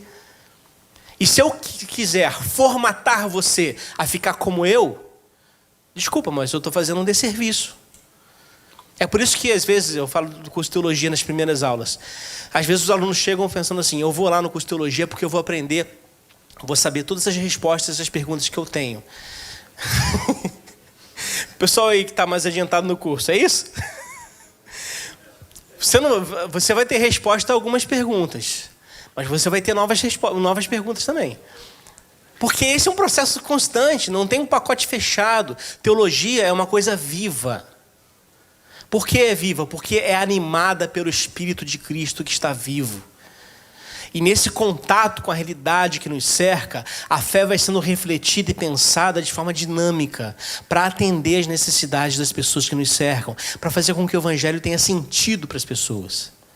Então, nesse sentido, não tem como formatar gente. Se a sua escola dominical se entende como um projeto de discipulado que quer fazer todo mundo pensar igualzinho, sinto dizer, mas você está num processo muito esquisito. Não é esse processo. O processo é levar cada um graças à multiforme sabedoria de Deus, receber lá os dons que Deus dá a todos indistintamente, colocar esses dons em função, e aí se forma a igreja como um ministério de serviço uns para os outros. Do qual, aliás, o único cabeça é Cristo. Que coisa fantástica, né? Qual o papel, então, do pastor nesse processo? Ou do professor de escola dominical nesse processo? O nosso papel é ajudar as pessoas a alcançarem a maturidade. Esse é o nosso papel. Quando a pessoa fala assim para mim, pastor, eu não preciso mais de você, não no sentido de pessoa, de relação, mas no sentido de, eu não dependo mais de você para pensar na minha vida. Glória a Deus. Aleluia. Porque esse é o objetivo. Por isso que é tão perigoso, por exemplo, em aconselhamento pastoral, quando o pastor quer decidir pela ovelha. O que eu devo fazer? Eu sei lá o que você deve fazer, cara. Pensa. O que você acha? Eu estou pensando em fazer isso. Olha, muito bem, mas você sabe que tem essa consequência, não sabe? Sei. Tá legal. Tem outra possibilidade? Tem essa. Você já pensou na consequência disso? Já. Qual que você prefere, então, dos dois? Eu acho que essa. Olha, irmão, que Deus te ajude, vamos orar. É isso. Aí de mim, de querer escolher por alguém, a vida de alguém, tá doido, não tem essa autonomia, não tem essa responsabilidade, não. Nem quero ter. Mas vamos lá. Seguindo aqui. Ninguém pode estar no mundo, com o mundo e com os outros de forma neutra. E aí, a última questão aqui importante para a gente avançar. Reconhecer que educar é manter a esperança. Essa frase é do Paulo Freire também. A desesperança não é maneira de estar sendo natural do ser humano, mas distorção da esperança. Ensinar exige a convicção de que mudar é possível. A partir desse saber fundamental, mudar é difícil, mas é possível, que vamos programar nossa ação política pedagógica. Não importa se o projeto com o qual nos comprometemos é o de alfabetização de adultos ou de crianças, se de ação sanitária, se de evangelização, se de formação de mão de obra técnica. Mudar é possível. Está claro isso? E a gente tem um dado a mais para afirmar isso. Porque a gente afirma isso na força do Espírito de Deus que nos move. Mudar o mundo é possível. Crianças famintas não são um dado estatístico que tem que ser considerado como normal. É possível mudar essa realidade. Mas é difícil, é complexo, é muito desafiador, mas é possível. Então mantenha isso na sua classe de escola bíblica dominical. Internaliza essa proposta. É possível manter a esperança de modificar a situação a partir dali, a partir daquela discussão. Para mim, gente, deixa eu dizer uma coisa para vocês. Eu acho o espaço do EBD o mais importante espaço da igreja. Por quê? Porque tem a possibilidade de diálogo, de conversa. E aí a gente aprende junto, a gente cresce junto, a gente se desenvolve junto. Tá legal até aqui? E aí, vamos lá. Já estou caminhando para terminar. Você sabe que quando o pastor fala isso pregando, tem mais 40 minutos de mensagem, né? Então vamos lá. O que isso tem a ver com reflexão teológica? Duas questões importantes. Primeiro, teologia é algo inacabado, não absoluto. O centro da teologia é a experiência indizível com um Deus de amor, que por causa desse amor revela-se a nós. A teologia é resposta, não proposta. Por isso, diziam os místicos medievais, a melhor forma de se falar sobre Deus é calando, porque Deus não cabe em nossa boca. Está claro isso? Deus não cabe na nossa língua. E aí eu preciso dizer isso com muita clareza, gente. Olha só. Qualquer proposta teológica que se pense absoluta, isso é resposta da web. Qualquer proposta teológica é resposta da web. É o que eu ia dizer agora. Deus está nesse negócio.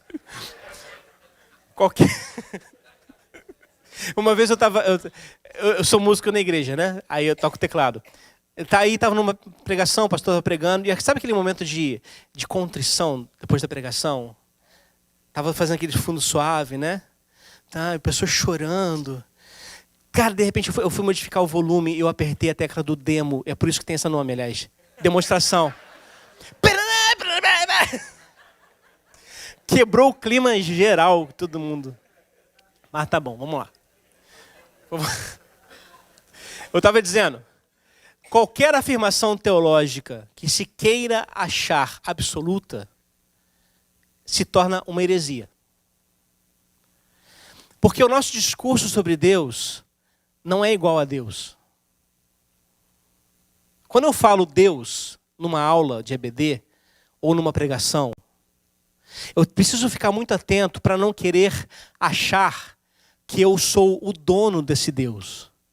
Então eu digo assim, quem está falando isso não sou eu não, é Deus. Não, cara, quem está falando isso é você. É você guiado pelo Espírito de Deus, talvez, mas é você. Assumamos as nossas falas, porque caso contrário a gente se coloca na posição de Deus. E essa posição constitui para nós pessoas heréticas. Tá legal? Então, nesse sentido, lá como os místicos diziam, a melhor forma de falar de Deus é calando. Porque quando eu falo, Deus já não está na minha fala. Eu só estou apontando para Ele. Tá legal? Então, teologia é algo inacabado. A educação também é. Vamos lá. Segunda questão. E eu já falei isso aqui. Teologia precisa partir do chão existencial de homens e mulheres para ter sentido. Não há espaço para teologia de gabinete pastoral. O que eu quero dizer com teologia de gabinete pastoral? É aquela teologia que não leva a sério a realidade concreta de homens e mulheres que estão ao nosso redor. Aquela teologia que vem de alto para baixo, esmagando, sabe? Opressiva. Isso não tem espaço para isso. Porque é preciso fazer teologia a partir do chão. E aí, nesse caso, também não há como se buscar um manual que tenha todas as respostas prontas para as questões das pessoas, porque isso nem Jesus fez. Não tem esse manual. Seria talvez muito mais fácil, mas não tem esse manual. Com todas as respostas às questões da humanidade. Não tem. Ah, mas a Bíblia tem resposta para todas as questões. Não, não tem. Não tem.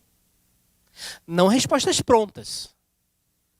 Ela nos ajuda a pensar a nossa fé e a partir dessa reflexão, a partir da Bíblia, a partir de Jesus de Nazaré, encontrar respostas. A Bíblia é lâmpada, não é isso? Lâmpada para quê? Então ilumina um passo de cada vez. O passo que a gente pisa. Se a gente fica parado, ela fica parada. Se a gente anda corajosamente em nome do Senhor para lugares que o Senhor mesmo nos mandou, ela vai iluminando nossos passos. Isso é viver por fé. Viver pela fé que convive com essa dúvida de que a gente está fazendo esse processo. Está claro até aqui? Muito bem. E aí, gente, aí sim, agora para terminar mesmo. Eu queria pensar 3 questões sobre educação a partir da prática de Jesus de Nazaré, que, como eu disse, é o centro da nossa reflexão. Primeira questão. Ensino a partir da realidade de quem perguntava. Verdadeira maiêutica. Maiêutica, quem sabe o que é maiêutica? Alunos que já fizeram filosofia. Sócrates, filósofo. A maiêutica é uma palavra grega para parteira. Uma parteira, ela não dá a luz, mas ela o que ela faz? Ela ajuda a dar a luz. O Sócrates pensava o seguinte: o conhecimento está nas pessoas. E ele ajuda, ele como filósofo, ajudava a dar à luz esse conhecimento. E como é que ele fazia isso? Simples, com perguntas. As pessoas chegavam para ele com uma questão e ele falava uma pergunta como resposta. Profundamente irritante. Não é?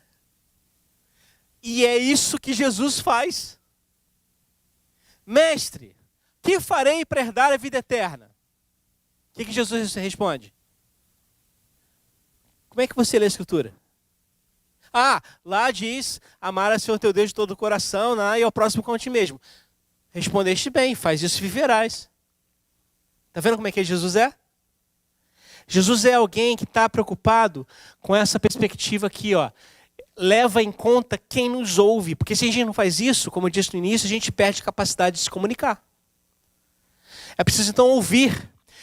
E aí, olha só, o nosso mundo muda numa velocidade tão grande que a pergunta que a gente tem que fazer é: como ser capaz de dizer aos outros sobre a razão da esperança que há em nós? Que nós somos chamados a isso, né? Lembra que diz Pedro?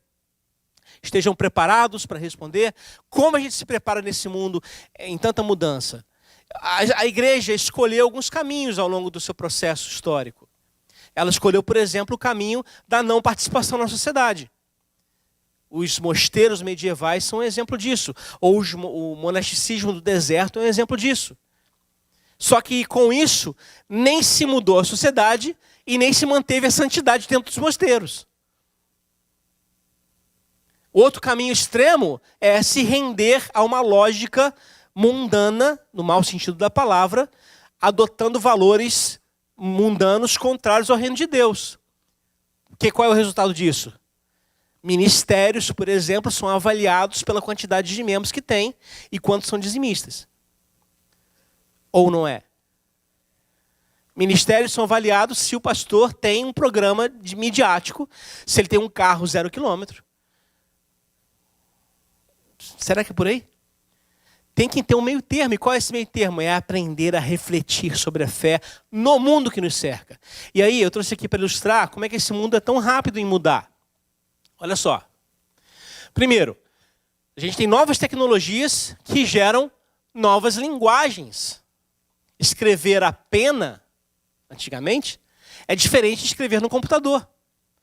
Não é uma coisa que seja melhor que a outra, mas são maneiras diferentes de escrever.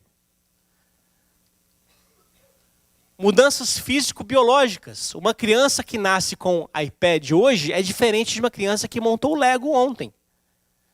São inteligências distintas. Uma incapaz de abrir várias janelas ao mesmo tempo. Outra incapaz de fazer análise sintática durante horas. Ontem a minha filha estava estudando para a prova de matemática. Ao mesmo tempo que assistia uma série da Disney na TV, com um fone no ouvido, ouvindo música, com um livro ao lado. E ela dá conta. Isso é surreal. Eu mal consigo amarrar os cadastros do sapato ao mesmo tempo. É uma realidade diferente, sabe? É uma proposta nova. E a gente precisa saber lidar com isso. Por exemplo, a minha mãe. A minha mãe, quando fala de computador para ela, ela morre de medo de computador. Porque ela acha que se ela apertar um botão vai explodir. Tudo. Então ela nem chega perto. E é uma coisa natural, porque o desenvolvimento tecnológico é muito rápido. Muito rápido. A gente não tem essa habilidade de estar ciente com tudo isso. Aí, para ilustrar, isso aqui é a primeira revolução da imprensa, no caso, a invenção da imprensa, é a revolução científica. Século XV. E aí a gente tem lá o processo, né? Escrever cartas Você escreveu carta alguma vez? Depois passou para o telegrama, e-mail, aí vem o WhatsApp a gente regrediu a hieroglifo. A gente fala por sinais, por símbolos. Eu me lembro disso aqui. Eu lembro disso. E eu uso essa imagem para falar em várias palestras. Porque essa imagem aqui, eu lembro o barato que dava 6 da manhã ficar cheirando esse negócio enquanto rodava a prova. Pô, é muito bom. Eu tenho curso de datilografia. Eu sei que tem que colocar a folha, como é que tem que ajustar. Eu sei tudo isso. Conhecimento inútil. Mas eu sei.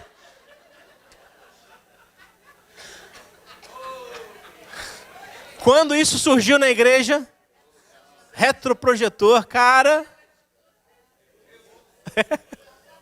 Retroprojetor, eu me lembro de pregações que falavam, né, que no Apocalipse os nossos pecados seriam transmitidos para todo mundo por via disso aqui.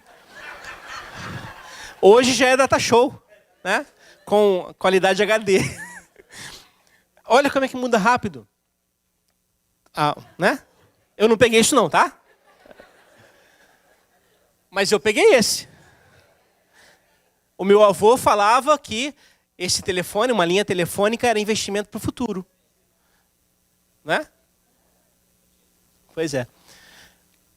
Um celular. E aí, olha só o que diz o Zygmunt Bauman, que é um sociólogo polonês. É nessa sociedade onde as pessoas não conseguem desenvolver ferramentas de socialização eficientes o bastante para uma conversa em um bar. É aqui onde começar uma amizade virtual, até mesmo ter um amor virtual, se torna algo fácil e plausível. Nós não nos relacionamos, mas nos conectamos. Não pela facilidade da conexão, mas pela facilidade da desconexão. Nos conectamos porque a relação não tem mais a mesma consistência. Agora é frágil como uma conexão. E quando não temos qualidade, investimos na quantidade. E não é assim, gente? O Bauman, já contei essa história também numa outra palestra. O Bauman disse que um aluno dele chegou para ele e falou: professor, eu tenho 800 amigos. E o Bauman dizendo assim: eu tenho 80 e tantos anos e não tenho nem 10 amigos. Então o que ele chama de amigo e o que eu chamo de amigo são coisas diferentes. E ele desenvolve o que ele chama de relacionamentos Facebook. Que é fácil você conectar, mas também é fácil você bloquear. Né? Muito bem. Ainda voltando à questão, então, para Jesus, as duas últimas questões. Primeiro, ensino por parábolas. Jesus ensinava por parábolas. O que é uma parábola, gente? É uma história. É uma história. Olha que maneiro o valor da literatura ficcional. De uma história. Que com essa história se ilustrava conteúdos do reino de Deus que ele anunciava. E que conteúdos são esses? Primeiro, uma graça que escandaliza. Lembra da parábola dos trabalhadores na vinha? Mateus 20? Diz lá que o Senhor quer buscar trabalhadores na vinha e vai às 6 horas da manhã na praça para fazer lá, perguntar quem quer trabalhar, e diz o seguinte: ó, quer trabalhar para mim? Vou pagar 1 denário, que é o salário de um dia. Ótimo salário, nem todo mundo recebia isso. O pessoal vai trabalhar. Lá às 9 da manhã ele percebe que tem mais vinha do que trabalhador. Então ele volta na praça e contrata mais gente, mas dessa vez não fala em valores. Quer trabalhar para mim? Vamos embora. Faz a mesma coisa, meio-dia, 3 da tarde. Às 5 da tarde, faltando 1 hora para o final do expediente. Ele volta na praça e encontra o pessoal lá que ficou o dia inteiro jogando gamão. Jogando dama, Mr. Jack. E aí, pergunta: vocês estão aqui? É porque ninguém contratou a gente. Então vem trabalhar para mim. Vou pagar o que é justo. O pessoal vai, não tem nada a perder, vão. Esse pessoal que 5 horas chega lá na lavoura, na vinha, pega a enxada, vem... acabou o tempo. Guarda tudo, vai receber. Aí o Senhor resolve pagar esse pessoal que começou a trabalhar às 5 da tarde. E paga eles o quê?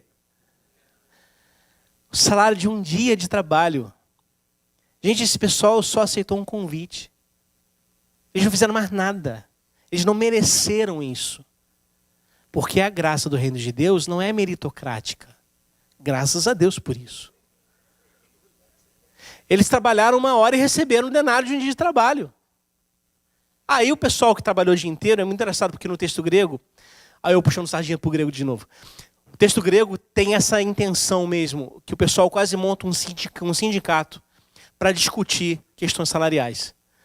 Né? 13º, férias proporcionais, porque se esse pessoal trabalhou 1 hora, ganhou um denário, a gente está aqui trabalhando desde 6 da manhã, a gente está rico, cara. Só que aí os pagamentos vão se repetindo e o denário vai se repetindo. Quando chega a vez desse pessoal que trabalhou o dia inteiro, o que eles dizem? Não é justo? Pergunta, é justo?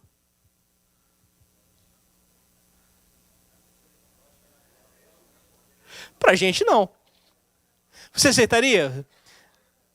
Mas aí, o senhor da parábola, né, fala o seguinte: amigo, eu não acordei com você um denário? Então toma o que é teu e vai. Porque o dinheiro é meu e eu faço o que eu quero dele. Ou são maus os teus olhos porque eu sou bom?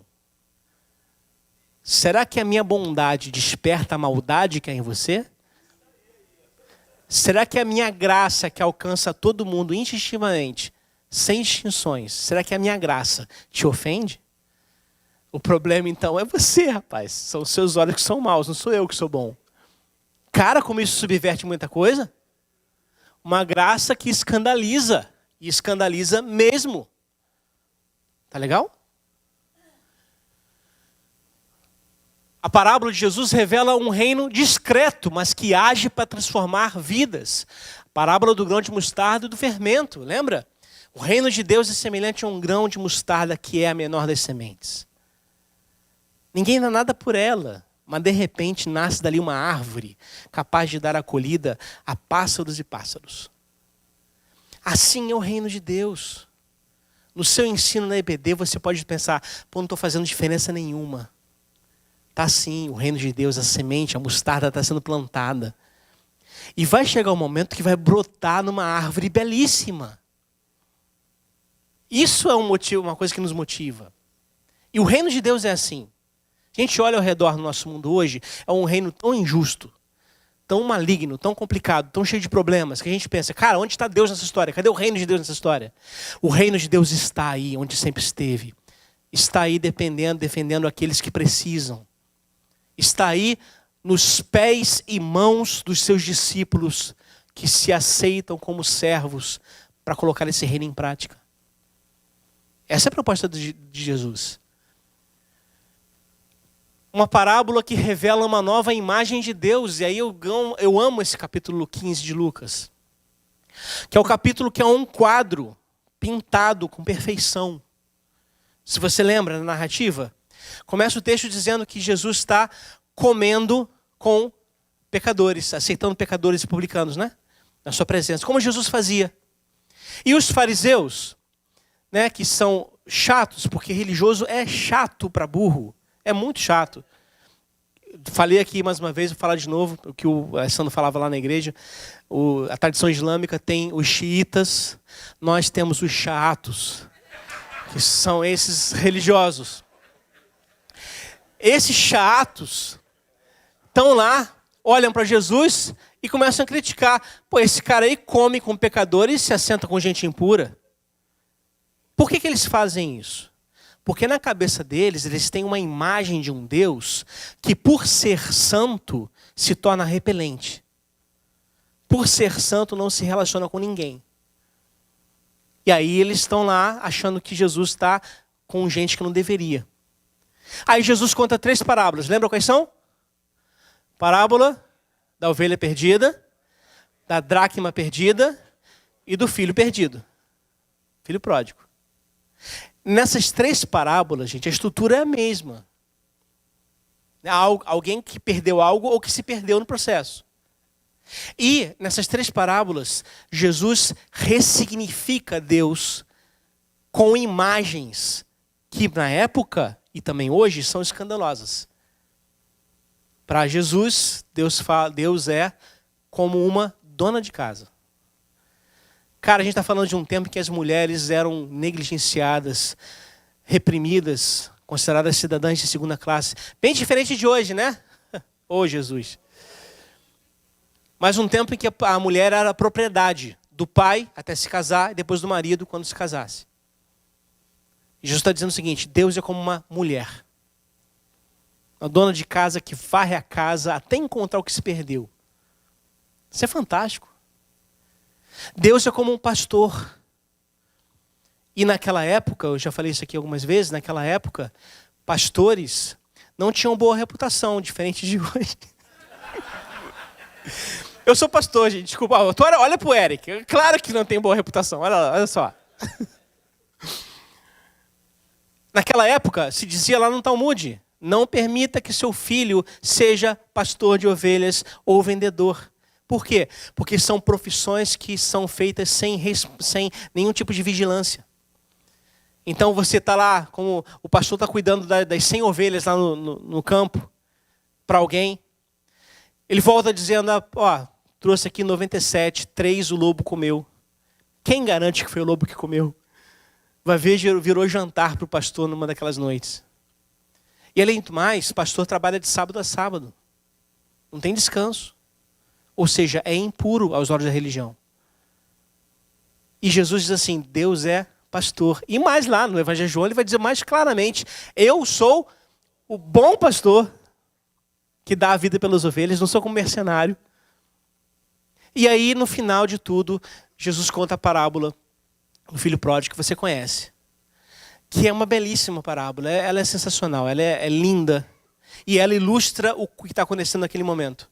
Você tem um filho que vai embora e que ao ir embora deseja que o pai esteja morto, porque ele pede herança, não é isso? Rompe relações, vai embora.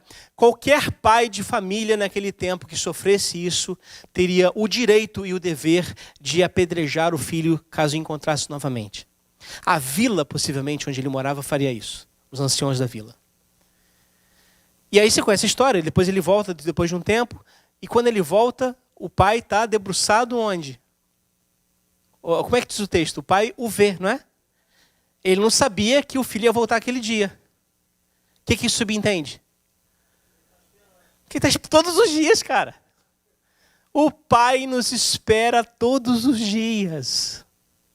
Fica à espera do portão, porque quem sabe é hoje que meu filho volta. Quem sabe é hoje que a minha filha volta. Todos os dias, sem nenhuma exceção. Todos os dias. E quando o pai volta, o filho volta, o pai corre em direção a ele. Um senhor, dignidade daquele tempo, não correria. Porque eles usavam aqueles vestidões, não é? Qual é a única maneira de correr com vestido, mulheres? Que coisa vergonhosa. Mostrar as canelas e sair correndo. Mas o pai de Jesus está pouco se importando com dignidade, porque o filho voltou para casa e ele quer abraçar aquele filho antes que ele seja apedrejado. Ele quer abraçar aquele filho que fede a porco. E ao abraçar o filho dá aquele discurso, né? Que é o discurso religioso. Eu pequei, me perdoa, me aceita como teu escravo. O pai interrompe: olha só, tem uma festa para você. Sandália nova nos pés, anel no dedo, tem uma festa para você. Esse é o pai de Jesus, entende? E aí chega lá o irmão mais velho, que nessa narrativa representa quem? Os chatos. Está lá do lado de fora, ouvindo aquilo tudo, a festa, pergunta o que está acontecendo. Aí quando descobre: o teu filho, o teu irmão voltou para casa e ele não quer entrar. Quando o pai é reconciliador, tá vendo? O pai vai até o filho mais velho para tentar reconciliar. E o filho fala o seguinte: não é justo. Eu fico aqui todos os dias trabalhando, nunca recebi nada. Esse teu filho aí que gastou tudo com prostituta, quer dizer, além de tudo é fofoqueiro, né, o filho mais velho. Volta e recebe agora, tudo bem? Não é justo? Pode ser teu filho, mas meu irmão não é. E aí o pai fala assim: olha, esse teu irmão estava morto, mas reviveu. Estava perdido, mas foi achado. É uma palavra para os fariseus, entendeu? Daquele tempo e também entre nós. E em nós. Porque às vezes a gente faz isso com as pessoas, né? Olha como é que... O que eu estou propondo aqui é o seguinte: o conteúdo do evangelho, a metodologia que Jesus usa são parábolas. mas o conteúdo do evangelho. Qual é o conteúdo que é apresentado? Esse conteúdo que precisa fazer parte das nossas EBDs. Aí a gente vai transformar a gente. Aí a gente vai levar a gente à maturidade, a gente vai levar a gente ao pleno desenvolvimento da sua consciência cristã. Aí a gente vai fazer com que as pessoas, de fato, cresçam e amadureçam na fé, na esperança e no amor. E aí, para terminar de verdade agora, eu já ultrapassei meu tempo muito, né, Lúcio?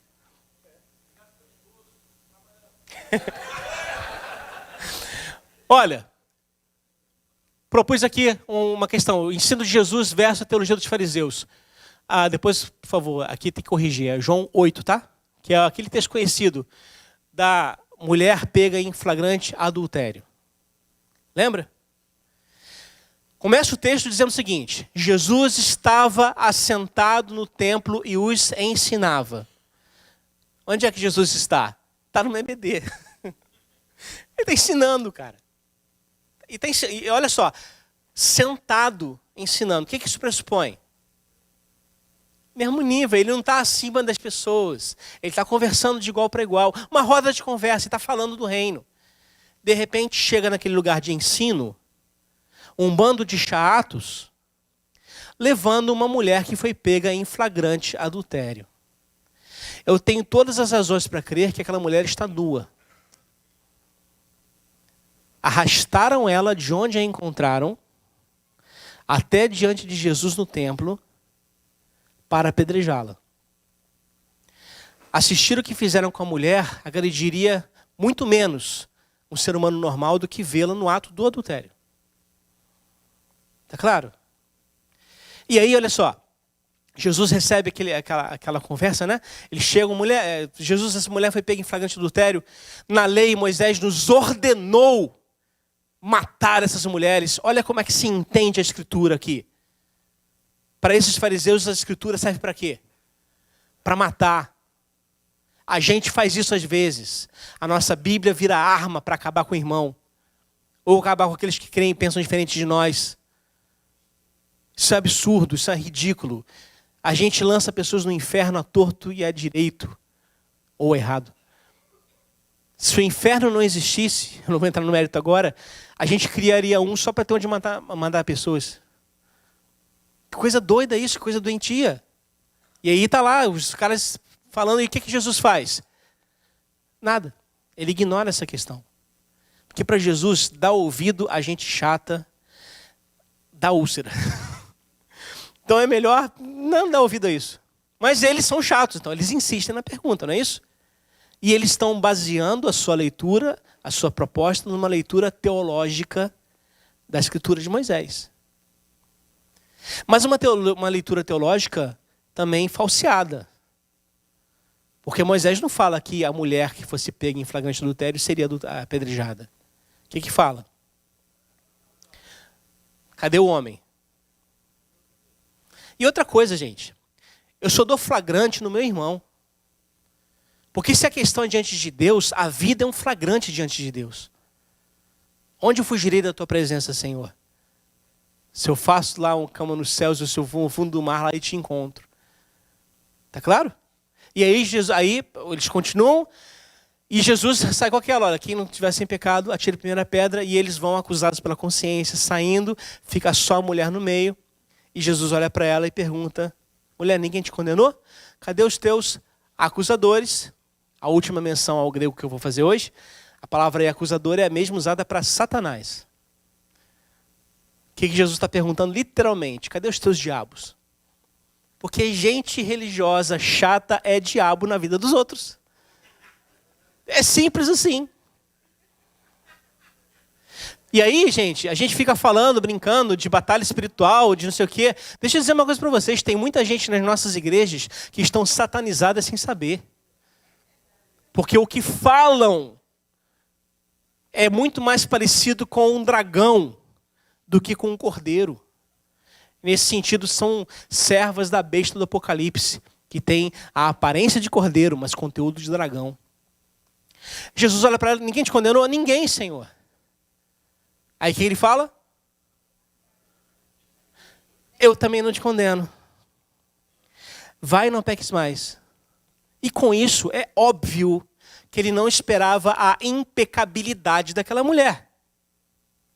Ou você acha que se ela praticasse o mesmo pecado no dia seguinte e fosse levada diante de Jesus para ser apedrejada, Jesus diria o quê? Olha, ontem eu te salvei, mas agora sinto muito. Acha que ele faria isso? Claro que não. A proposta é o seguinte: não se vicie nesse coisa mal, porque isso faz mal para você. Então, olha onde você foi parar. Mas é uma proposta misericordiosa de que vai dando continuidade. Gente, mais uma vez, essa é a lógica do Evangelho. E aí eu vou terminar com essa frase aqui do Helmut Tielik, num excelente livrinho chamado Recomendações aos Jovens Teólogos e Pastores. Ele diz assim: como atividade humana, a teologia sempre será ambivalente. Pode ser teologia sagrada ou teologia diabólica. Depende das mãos e corações envolvidos. E não é necessariamente o critério de ortodoxia versus heresia que define com qual das duas estamos lidando. Não creio que Deus viva neuroticamente procurando erros nas ideias teológicas. Aquele que concede perdão à vida do pecador é também certamente um juiz generoso das reflexões teológicas. Mesmo um teólogo ortodoxo pode estar espiritualmente morto, enquanto talvez o herege esgueira-se por atalhos proibidos e encontra as fontes da vida. É isso aí. Então, para recapitular, nas EBDs, a partir de amanhã, ensine Jesus de Nazaré. Ensine como Jesus, mas ensine Jesus de Nazaré. Tá bom? Isso é desafiador, isso exige de nós muito compromisso com a lógica do Evangelho, mas é algo que a gente precisa fazer para que as nossas EBDs possam ser espaços de crescimento, de amadurecimento e de vida para a glória de Deus. Amém, gente? Obrigado, gente.